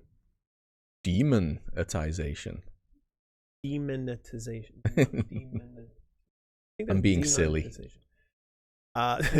Cam Crote says the results of Taco Tuesday.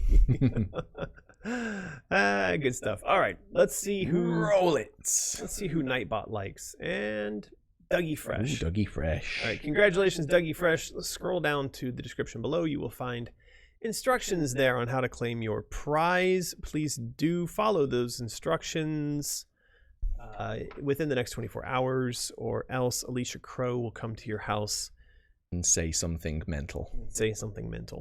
Alrighty, let's just do a really quick little scroll through all of our art here and make sure that we got it all. So we got the teapot, we got the onesie was in here because Omri said maybe we should make this real. Yes, that's been mentioned many a time, hasn't it? But it's kind of not talked about it recently. So he sent that over to Yin, my wife, who's now working at home.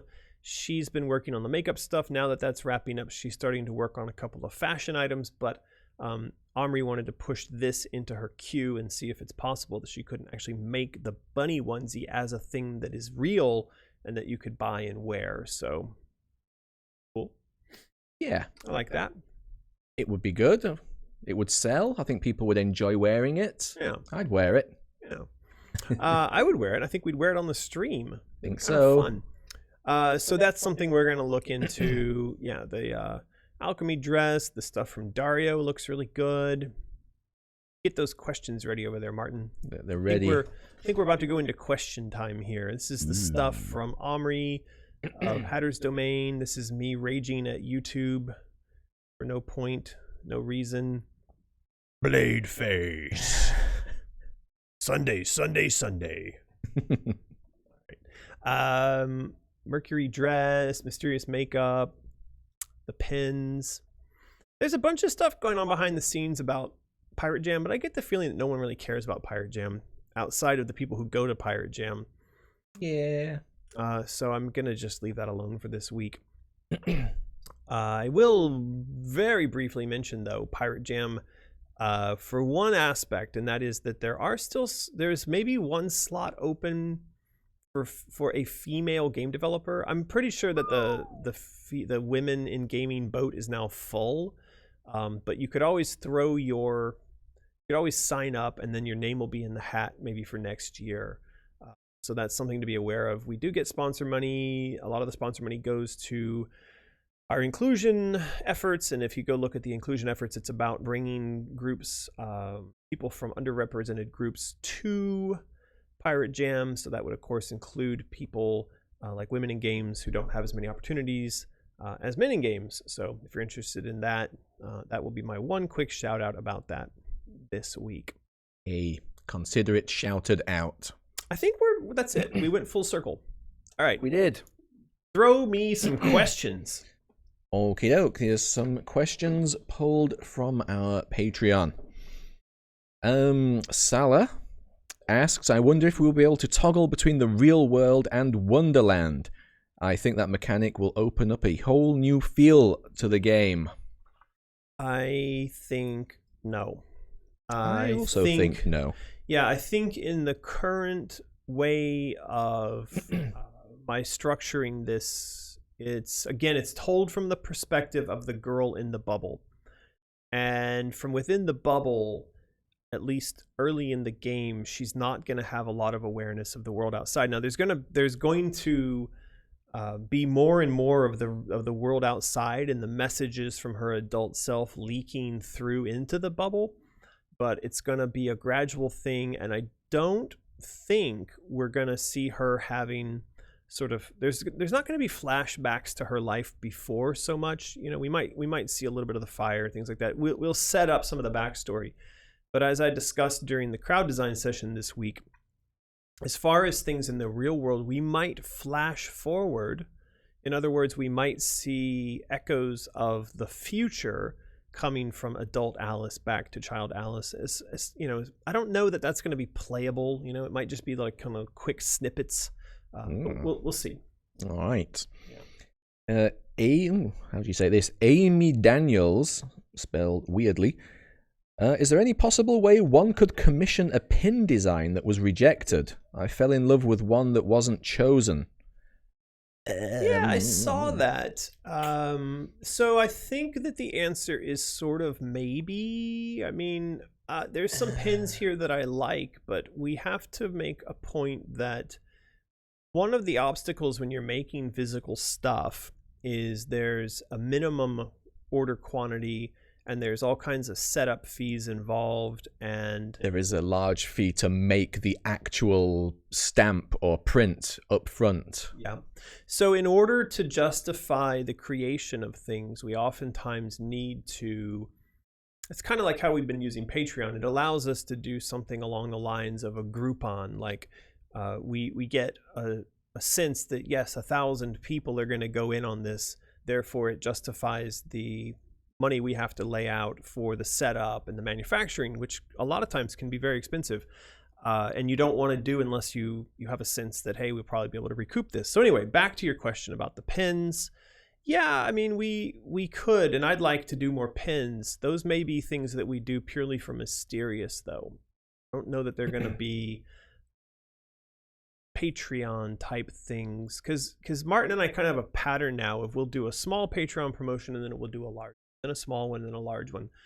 And this is partly to kind of keep interest alive in the Patreon, but it's also because it's an interesting sort of production cycle. It gets everybody involved in crowd design. So I think we're going to do these pens next, and then after that, we're going to probably go back to doing a plush or something like that. Yep. Not sure how I say this name. Divine Lullin Vega. Just basically wants to give an insane welcome to Dario. May his cell be comfy and full of mattresses. Well, thank you for that. Welcome to Dario, from one of our insane children. Yeah. So we've got Witch Doll. Talking about the dress, the Hatter dress thing. The dress is amazing. The hair is less, in my opinion. I don't think it fits a Mad Hatter dress. Maybe try a crazy updo or some short haircuts. Right. Maybe. I saw Alicia Crow in the comments there. I know.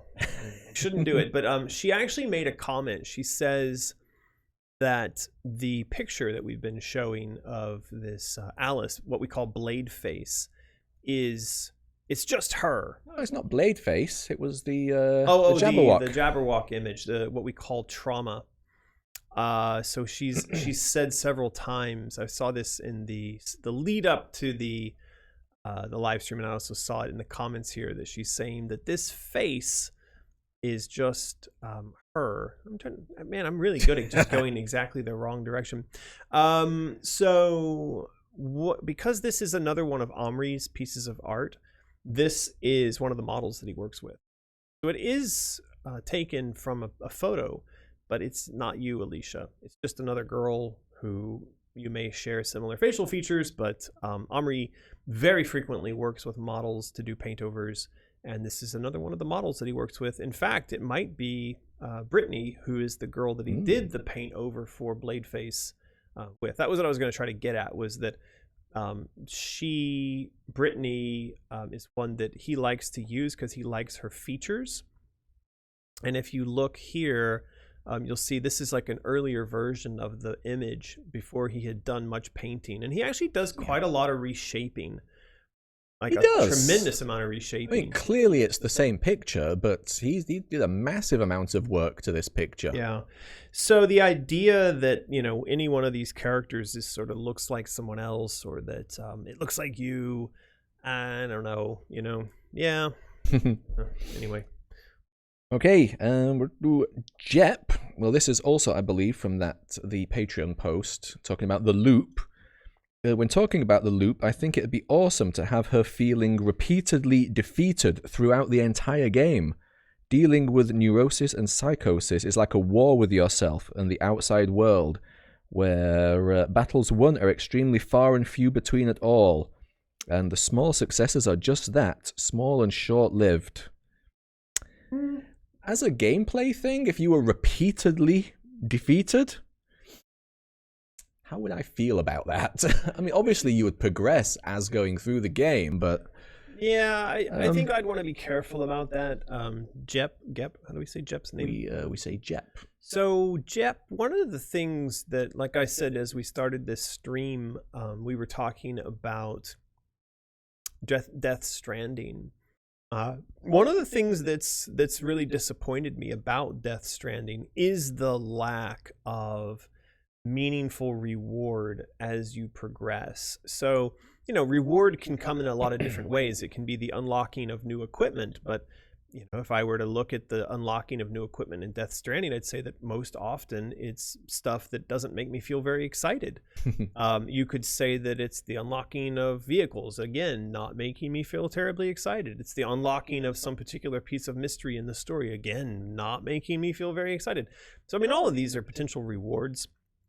And honestly, I think that rewards are really critical and, to a person's continued interest in playing a game. Now, there are some things that I find are interesting in and of themselves as standalone mechanics and giving you a sense of reward that I don't know if you'll agree with me on this. But so, for instance, like the balancing mechanic, it's actually something that when you first engage with it, you kind of think like it's a throwaway. You're not really sure why this is necessary, but later on you start to realize that because there are these walking sequences, that if there weren't a balancing mechanic in there, that those walking sequences would be really non-engaging, to be quite boring. But because they're there, walking and balancing actually becomes a bit of a challenge reward mechanism that's constantly working with you. So I don't know, what do you... Yeah, I like that it's in there. Like you say, if it wasn't, you'd just be pushing forwards. Yeah. For like most of the game. It gets a little tedious later on, especially when you start going over mountains and stuff and you're like constantly balancing yourself and whatnot, but it's okay that it's there. Anyway, I do think a lot about our feedback loop. I do think a lot about our action loop. I do think a lot about the reward we're going to feed to the player across narrative and weapons and gameplay elements. So it's a good point. I just don't know that we want to limit reward too much. I think this is an instance where you'd be saying basically, in the service of the story, we're gonna turn down something that would otherwise be really enjoyable about a game, and I'd want to be careful about that. Yeah. Okay, there you go, Jep. Let's see, Sayo says, and again, this is from the same post, I believe, where you were talking about trauma and PTSD, I guess. All right. I know this will sound strange, but thank you for this post. Reading through the questions and answers made me realize the steps I've gone through in my life, dealing with my own trauma even now. It's making me realize there is an end to it, and that it no longer has a rule over my life. It's very positive. I love to read things like that, and I think it's important that we know that these games and these stories are having that kind of impact. I mean, that's kind of what gives it sounds hokey. It sounds like you hear people saying that, like it gives, meaning to the thing that we're doing. But honestly, I think that, even silly movies and silly stories can do that to some degree. So it doesn't have to always be that it's a serious thing dealing with trauma, right? You can have a movie that is otherwise quite cute, like Toy Story, have a deep meaning that actually impacts people in a positive way, and gives them a sense that, hey, your movie in which the toys never gave up gave me a sense that I should never give up, right? So so I'm glad to read that, and of course that is one of our goals. Happy that we're giving that kind of feedback and that kind of output to people. Yeah, there's quite a few of those actually, so I think people very much appreciated that post. I mean, this concept of being stuck in a PTSD loop is one that I think a lot of people are very much aware of. I've seen that comment from people quite often, and it's tough, in the world that we live in.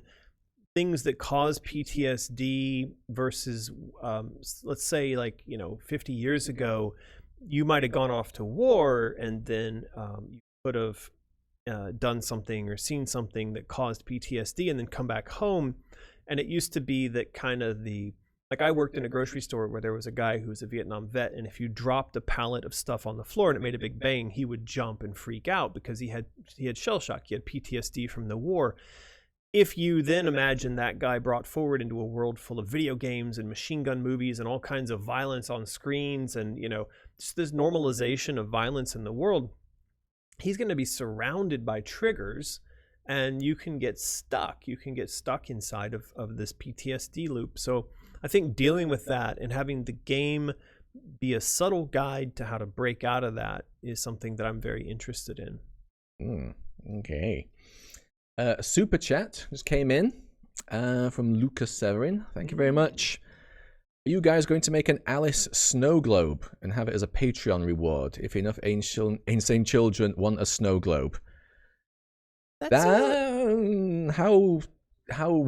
knowing what we know about some of the postage that we do around the world, do we want to be sending snow globes? It's a really interesting idea. So first of all, I don't think that the snow globe has to be filled with water when it goes out. Also, I think snow globes don't have to be made of glass. Could be a strong plastic, I guess. It could be, although I'd want to make sure that we got a really clear, really nice snow globe material. So I'm looking at Alibaba now, because of course this is the front end to all the factories in China. And I mean, yeah, that's kind of cool. Like, imagine that we did our own light up snow globe. There's a prior fire going on in that one. Yeah, that house is already on fire. Yeah, if that's what you all think you want, I wouldn't mind it. Yeah. Well, Truth Decay also just super chats. Thanks for that. Snow globe Patreon reward, perhaps featuring a burnt out house and red orange butterfly shaped flakes. Perhaps plays music like a music box. Dab dab. I like this religious skull snow globe type custom. So yeah, I mean, there are custom snow globe makers, and you can see here this is like a cross with a skull. Are those bats? It looks like little bats. Maybe these our insane children are onto something. Here's it looks like a city with lots of like broken city pieces floating around. So yeah, cool. Maybe we could do that. All right, well, we'll explore it. Hey, look, there's your hometown. Not from London. Yeah, whatever. It's all the same. It's all the same. London is England in many people's eyes. Yes. There is Political Bear. I don't know what he's doing there, but he's a little cheap snow globe. All right, well, we'll look into it. How about that? Yeah. Yay. What else we got? Angel Wings saying, regarding trigger transport, perhaps she could get around by being shot out of a cannon. Introduce it at the end of the part where Alice is forced to perform in the circus. Yeah. I mean, maybe once or twice, but I mean... Yeah, we're not going to do it. Not for the entire game as fast travel. No. Now, I had said previously that there could be fast travel initiated by triggers. So triggers, like I said, like the guy I knew who worked at the grocery store, who he'd hear a loud bang and he would jump and freak out. And I'm assuming he would travel off into some messed up part of Wonderland in his own brain for a minute. So could be, and I was thinking something along the lines of, maybe she hears words or sounds that come at her randomly from the environment, or could be things that you bump into and then a sound comes out of them and that triggers a memory. And maybe if the trigger was strong enough, it could send her bouncing to some part of her mind or Wonderland. That's something we're going to explore, though. Get it. 0-12590. Each time a new dress comes out, I'm like, how can it get any better? And then it does. Yeah. Love the direction and style of the game. Just think everything we've seen now is still frame and without movement. I wonder if we could get a GIF teaser for Christmas. Unlikely. Yeah. But yeah, sometimes I think that, you know, you can imagine like the cutscenes are playing the game and how everything moves and flows and whatnot. Especially with modern powerful consoles and PCs and such. Right. Yeah. I think the same thing sometimes, Zero. We're in the same boat. Yeah. What's this one? Anna Lepper. I like the dress, always enjoy seeing the works in progress. Never had a chance to buy the DLC for Madness Returns, so I feel like this is a way to enjoy a bit of the Hattress dress. I don't really understand the hair. So far we have many different hairstyles based on the dress and world Alice is in for Asylum. I think different makeup as well. Is that something cosplayers would particularly enjoy? I think anything to do with dressing up and different makeups and whatnot, cosplayers would certainly enjoy. Yeah, I think so. I mean, we definitely view cosplayers as a big part of our potential audience, especially for some of the stuff we're doing over at Mysterious, so for sure. Yeah, and the old cosplay book that we're looking into. Yeah. We're still going ahead with that. That's Slow good. going, but it's still going. All right, then we moved on to another post. What was this one? Let's just dive into it from Austin Cook. This is the exact kind of narrative outline that we needed. This gives us a better look at who Shadow Alice truly is, and understanding that Alice's Wonderland is basically a nesting doll with different layers, and each layer is a different part of her story, and at the very center, a young Alice. Alice remains in the same loop since the beginning, while Shadow Alice tries to work her way through the center in the first two games. Which post was this on?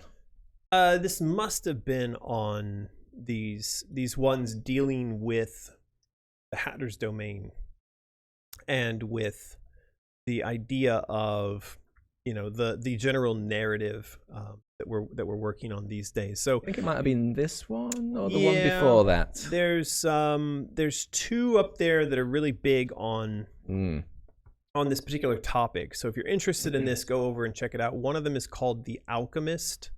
And of course, that's the one that features the alchemy dress. So if you dig into this, and of course it says that there's huge spoiler warnings.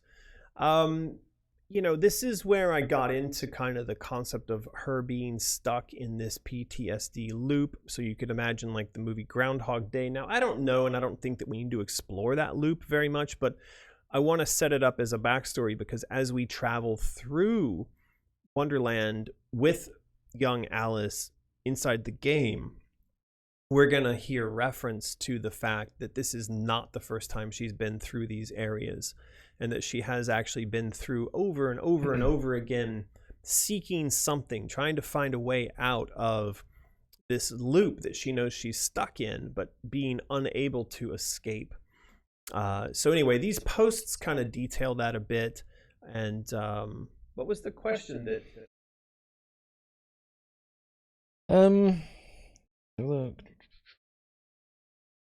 Alice truly understanding that Wonderland is part of a nesting doll.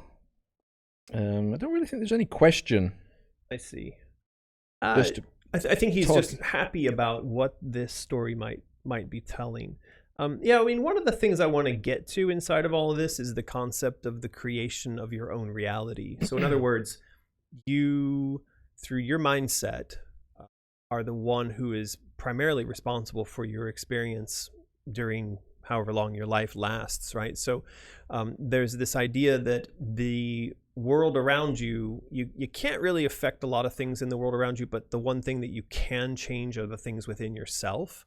And so the idea of us finding this young Alice stuck inside of this loop and lacking the tools necessary to break herself out of it is one that also suggests that when you have the tools to break out of your loop, you can create your own reality. So that is going to be what it is that she's doing as that's what we're going to be doing as we move through the game with her, is we're going to be learning. But again, I don't want us to beat people over the head with it. Like, here's the screwdriver, put it in the thing and it'll, unlock the, no. I mean, it's all going to be subtle. It's all going to be, the themes of the areas relate to the particular things that we need to know to overcome our traumas. And it's all going to be in art. It's all going to be in the adventure, right? Yeah. So yeah, I think this was the post. Yeah, that some of these comments are from now. There's a bunch more talk about PTSD here from Jen. Thank you for taking such a deep and thoughtful approach to the game. I'm sorry you had to live with PTSD and the horrors that brings. I think your experience and journey through such challenging times will build on this ever-detailed story, Alice storyline. Thank you for sharing. Yeah, I did notice that there were quite a few people in the comments to these posts that were, they were sort of saying, I'm sorry that you had to go through these things. I think this is actually one of the tools that we're going to teach people inside the game, is to view these situations not as things to be sorry for, but as things to be thankful for. And I know that especially when you've encountered a trauma for the first time, it may be impossible to view that in a way that you could imagine being thankful for it, right? One example is a friend of mine who is currently sailing around the world on a boat, on a sailboat by himself. Ooh. And he's doing this single, what we call in the sailing world, the single-handed sailing. Trying to type and I'm trying to remember his Facebook page at the same time. He is Dustin. Is he Dustin Reynolds? I think that might be. Yeah, there he is. He's sailing. So anyway, he's got a sailboat. Here, I'm going to pull up the page here. He's got a sailboat. He's sailing around the world and he's living a dream. And yet, prior to this being his life, he was in an incredibly horrible motorcycle accident that took his arm and his leg. Wow. He's going around the world on a boat, which is hard work, on his own. By himself. Wow. He's going for it. With one arm and one leg missing, right? So he decided, though, they can't see the leg part in that picture. He decided that he wasn't going to let this hold him back, So you can see in the picture here, he's a double amputee. Now, this is exactly what I'm saying, though. He's sailing by himself around the world in a situation where I think a lot of people would have taken the circumstances and they would have said, yeah, never mind, I give up. I'm done. Because by the way, I mean, sailing around by yourself is already difficult. I do it, and I do it with both arms and legs, and I find that it can be quite difficult and scary. So this is exactly what I'm talking about. When the world gives you lemons, you go sail around the world with them. Wow, that guy's ace. He is. A super chat has rolled in. All right. Playing games today. So thank you for that. Thank you, Playing Games Today, for your super chat. Can't send more. Sorry, can't send more. I love the Alice games. It's fine. Very sweet of you. Yeah. And that's Thanks. fine. We appreciate the kind sentiment. We do. So yeah, what else we had? Like to say, some other people talking about PTSD here. Charles Colonna, retired military, had PTSD. But yeah, saying that people can overcome these demons. It is easy to crumble and withdraw, but fight, win the battle is what he says. It can be won. It can be won, and I think a lot of people find that it's easier to fold. Certainly, there's a lot of things that make it easy to fold in the world we live in. I can speak from experience that it's not at all hard to fall down into a bottle of wine, just hang out in the bottom of that and moan and complain and be unhappy about things, right? I mean, a lot of people end up in a place like that, and that's not to say that for the people who end up there that they're doing something unreasonable. Actually, it's as Jordan Peterson says, it's shocking that given the state of the world in which we live and the amount of trauma that we can encounter, that all of us aren't in the bottom of a bottle of wine and chucking down pills every day, because life can be really traumatic and very stressful. It can. Yeah. So, yeah. Okie doke. Moving on here. Sarah Heist actually asking an Alice question. Is the final battle between adult Alice and child Alice?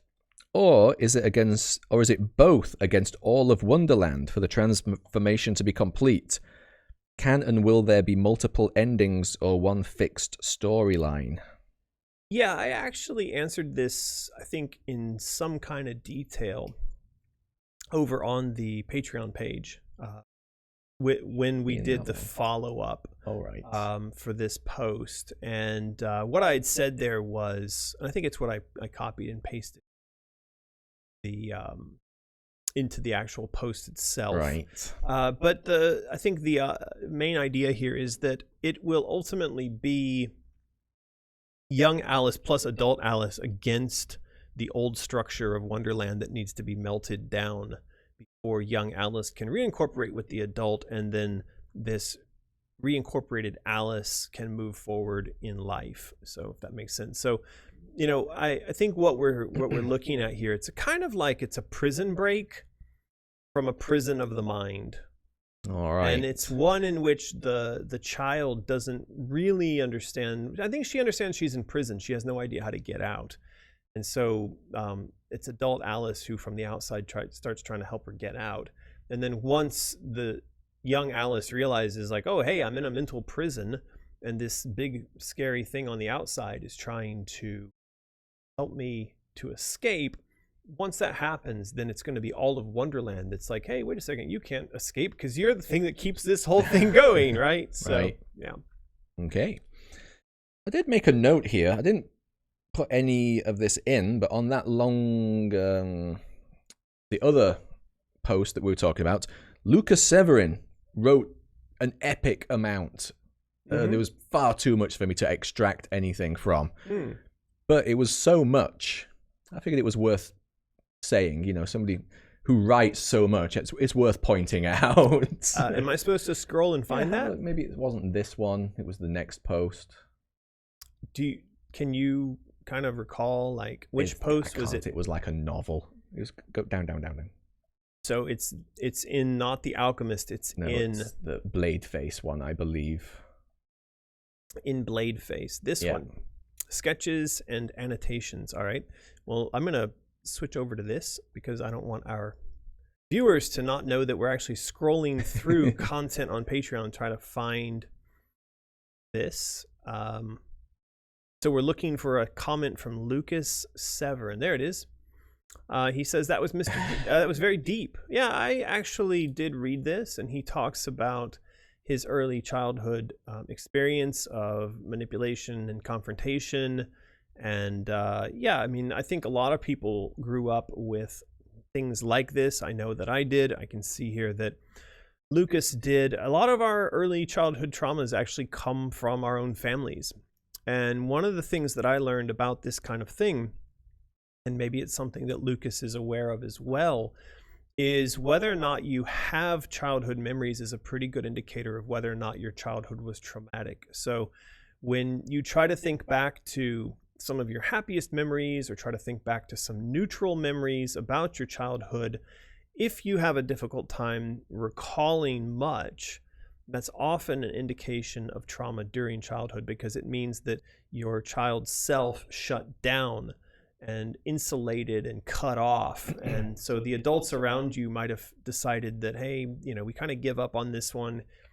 He's not responsive, or he's overly anxious. You know, you may have been perceived as you got bored easily, or you were off focus easily.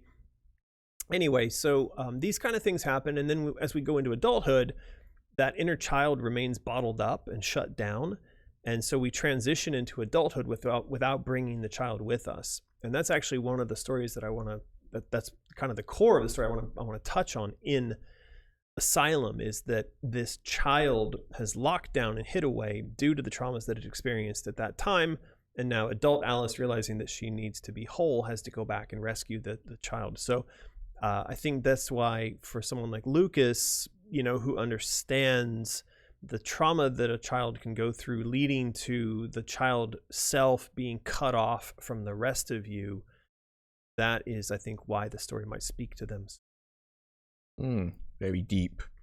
Yeah, not heard that before. Like, whether you have lots of childhood memories is a good indicator of whether you had a happy childhood or not. Yeah, interesting. Well, I think you and I have actually talked about this before, because I have talked to you about your anxiety, and I've asked you to recall what it was like as a child, and you also kind of struggled a bit to recall much. To pinpoint stuff, yeah. That's not a very good indicator. And finally, what do we have here? Just again, kind of same PTSD comment here from James Olson. I'm sorry for what you have gone through. I have felt that the Alice games have helped me work on my own traumas. The adult Alice is able to respond to her fights with a blade and other weapons. As a child, she may not be aware that she can fight back, so I'm curious how child Alice will be able to respond to her encounters. Well, this is actually another question that goes to the core of the story we're going to tell, and that is that child Alice is not aware of her ability to fight back. Child Alice has gone into a state you could refer to as learned helplessness. That is, that after a child, especially a child, but it also happens to adults who are abused, oftentimes will fall into this state where learned helplessness means that you've decided that you don't have the power necessary to fight against whatever forces it is that are bringing oppression into your life. So eventually what you figure out how to do is essentially curl up in a ball and become helpless, so that whatever it is that's oppressing you, you hope will just sort of leave you alone, or you think it'll sort of lessen the amount of trauma or damage that's being handed out to you. But the problem with learned helplessness is that once you've learned that as a child, you tend to take it forward into life in general, so that anytime you are confronted with a situation in which, let's just say you have to negotiate a work contract for a higher salary, your default response would be, hey, I don't want to rock the boat, right?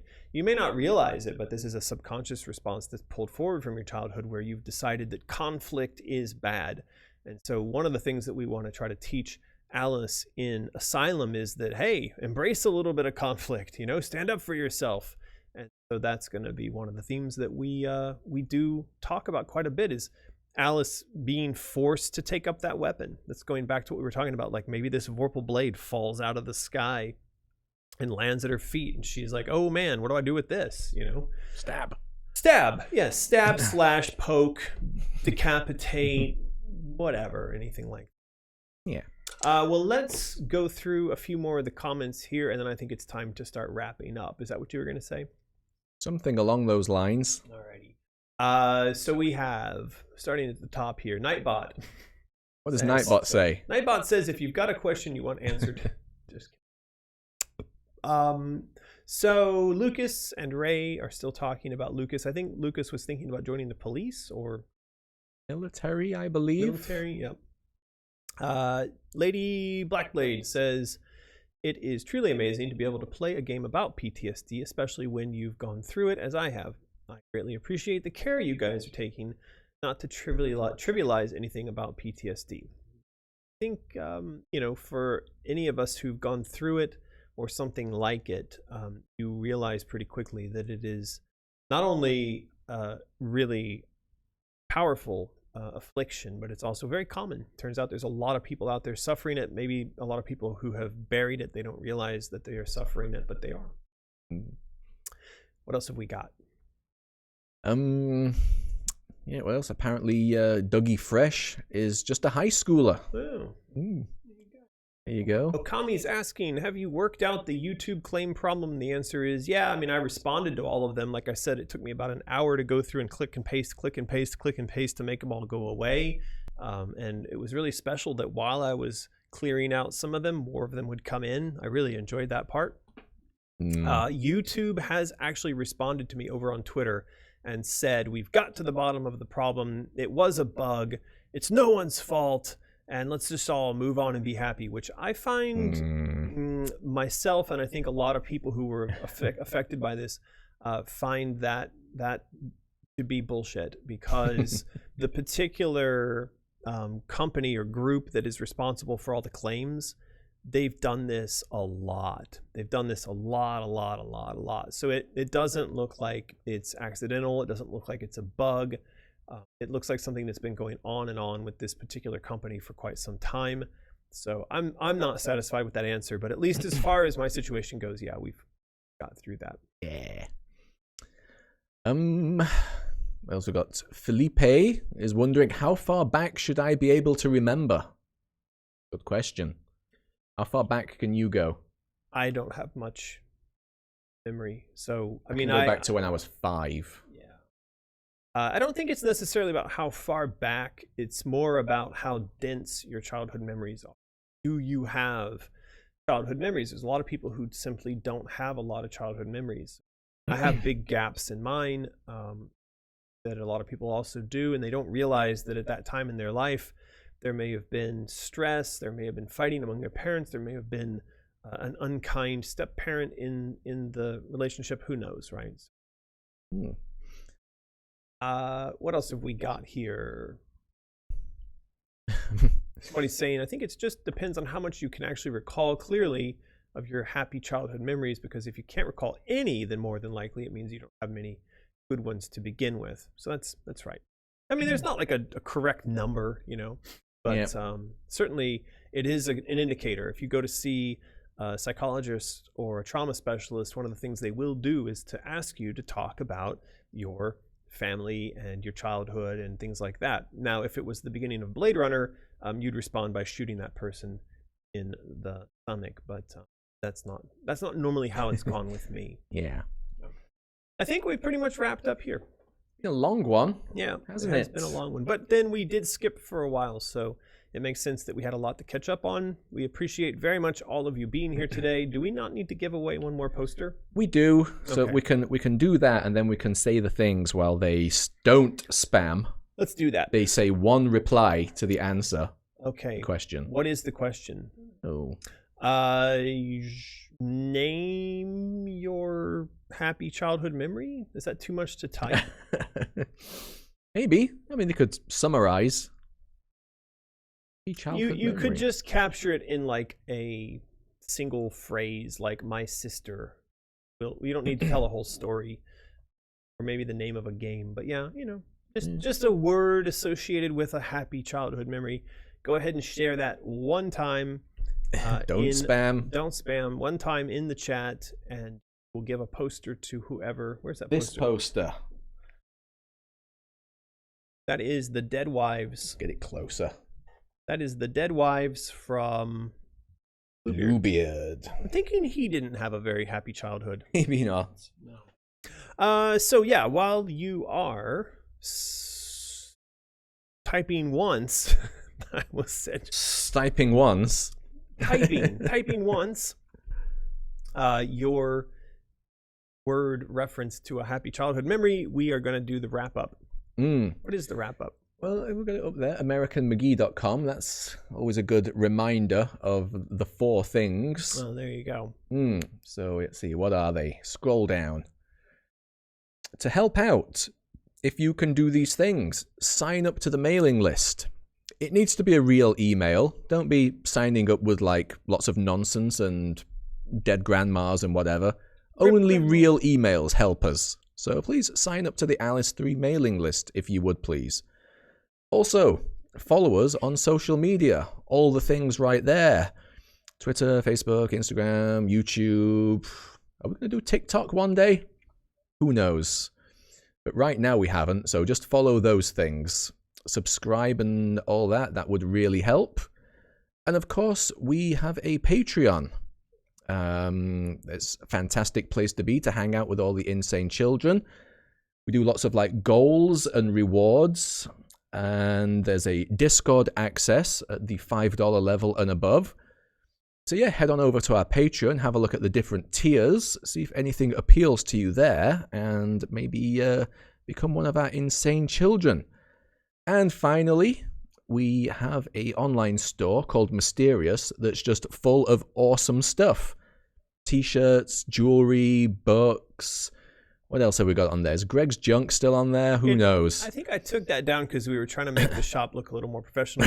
Does this shirt even still exist over there? I don't remember. Good points. But yeah, head on over. There's still loads of stuff. Might need to update this. Yeah. There is going to be some updating coming to the Mysterious shop as we launch the makeup stuff that Ian is working on. Yeah, there is a big banner at the top of the Mysterious store for signing up for the makeup currently. And I do want to mention that Patreon, as far as a kind of like year-end update, we actually did post an Asylum, like an Insane Children Patreon update back in October. So if you're watching this and you're kind of curious about like where things are with production and progress on Asylum, there is that. I think it's called year-end update, or I can't remember. Anyway, something like that. It's in October. And also, if you're interested in that kind of thing, we did a recap of that with a little bit more information in the crowd design session that we did this week. That was crowd design number 22, I think. So if you go over to my YouTube channel, it's live streamception. Like we can click on that and watch ourselves live stream. Anyway, oh my God. This one, number 22, it actually has a recap of progress and what's coming next. We talked about like going into 2020, what's going on, things that are happening with the conversation with EA, all that kind of good stuff. So if you're curious, if you've got kind of questions about, hey, what's happening? Where's EA? What's blah, blah, blah, blah, go check that out. It's over there on my YouTube channel. Yeah. Again, that was a link that is over at AmericanMcGee.com. Alrighty. Alrighty. What's happened for childhood memories? What have we got? Oh, we do have a new member. Nude Raider. Nude Raider. All right, Nude Raider. Does that mean that you are nude when you go to raid, or does it mean that you go raiding for nudes? I like trying to read Russian, but say it in English. Bunktop Rukhopgn. I'm sure it's not pronounced like that. That's what it looks like. So here's a couple of happy memories from childhood. Ray, that's not a happy memory. He says, I was bullied for money as a child. I was too. Maybe he likes being bullied. That was a happy memory for him. No Face says, getting my first puppy. That's a good one. Going to the beach. Lucas says, I have to send the email for the... That's not a happy memory from childhood. Going to the beach says Desiree Campbell. My pets says Black Butterfly. Christmas at my cousin's house says Qian Zhao. Sox for Life says playing baseball. Now we remember now Sox is actually the Red Sox. Yes, we remember. We remember that, Sox. Some parent stuff here. Playing games with my dad. Mother-daughter memories. Playing games with my brother. Also family stuff. We got a new member. Taylor saying one of us. Like I said to the chat earlier, after 4 tours in Iraq, I still deal with mild PTSD. I believe it. I hope that Asylum can help you out a bit. Hope so. Bunktop says hello. Bunktop says hello. Hello, Bunktop. Very nice to meet you. Happy childhood memory, cuddling my sisters a lot. That's good to know. My brother bought me Plants vs. Zombies. Aww. That's very cute. Ray giving a welcome. The new member? Yeah. Let's see. Somebody got a PSP for Christmas. That's good. Ooh. Rachel, it was such a comforting time spent in my younger days that I still give me a happy dying, thinking back on them, happy feeling. Sorry, Rachel, but I understand what you're trying to say. All right, we're good. Are we going to roll it is what we're going to do. Yeah, we're going to roll it. 3, 2, 1. Ice Killer. Ice Killer. Now, Ice Killer, you're going to have to decide, are you keeping that or are you passing it on? Yeah, you won a lot. I mean, you can keep it. You can won. Keep it. I just worry he's going to want to pass it on. Yes, let's find out first. What is your happy memory from childhood? I think amazing. I mean, if I try to think back as far as I can go, I either remember a dream that I had, which is weird. I don't even remember a real thing. I'm remembering a dream I had. But I do remember we moved to a new house when I was 5, and it was a time I had a birthday. So we were doing all the decorating and stuff. So I remember a birthday cake in the shape of a 5 on the table where you do the pasting of the wallpaper paste. Right. So we decorated the wallpaper pasting table, and I had my birthday cake on that. I got a This is an actual memory, or it's a dream of a memory? That's an actual memory. I see. But if I go back further, I remember a dream I had when I must have been about 4. It was very weird. I remember looking out of the window down into the courtyard of the area where we lived, and I saw my sister, but she was like a giant. She was massive, and she was swimming. The courtyard had flooded. She was for some reason, that has stuck with me. Bizarre. Right. Well, there we go. I think we're good. I think he's keeping it. Yeah, it sounds like Ice Killer is going to keep the prize. So, Ice Killer, you know the routine. Scroll down, description below. There are instructions. Follow them within the next 24 hours, and we will send you art print of severed heads. Yes. It's very sweet, from a child's fairy tale. So that is it for today. It is. It's been a while. It's been a while. Now we will been a long one. Are we going to be back in 2 weeks? Is that going to be? Yeah. Okay. So it's the 19th. We will be back do that. in 2 weeks for another live stream and prizes and all the other kinds of good stuff. Yeah. Thank you to everybody who joined us today. Much appreciated. We always love seeing you all of our regulars, and also everybody new who joined, including Bunk Top. Yeah, well, a lot of new people today. Thanks for joining us. So, yeah, awesome. I guess do the things. Do the things. Smash like. Get bent. Hit subscribe. Hit subscribe. Click the bell. Jib it up. And jib it up. All the stuff. Alrighty, Rick and Morty, 1,000 years. Where's the button? Press the button. It's weird. We moved the button. There's the button. All right. Bye-bye. Bye.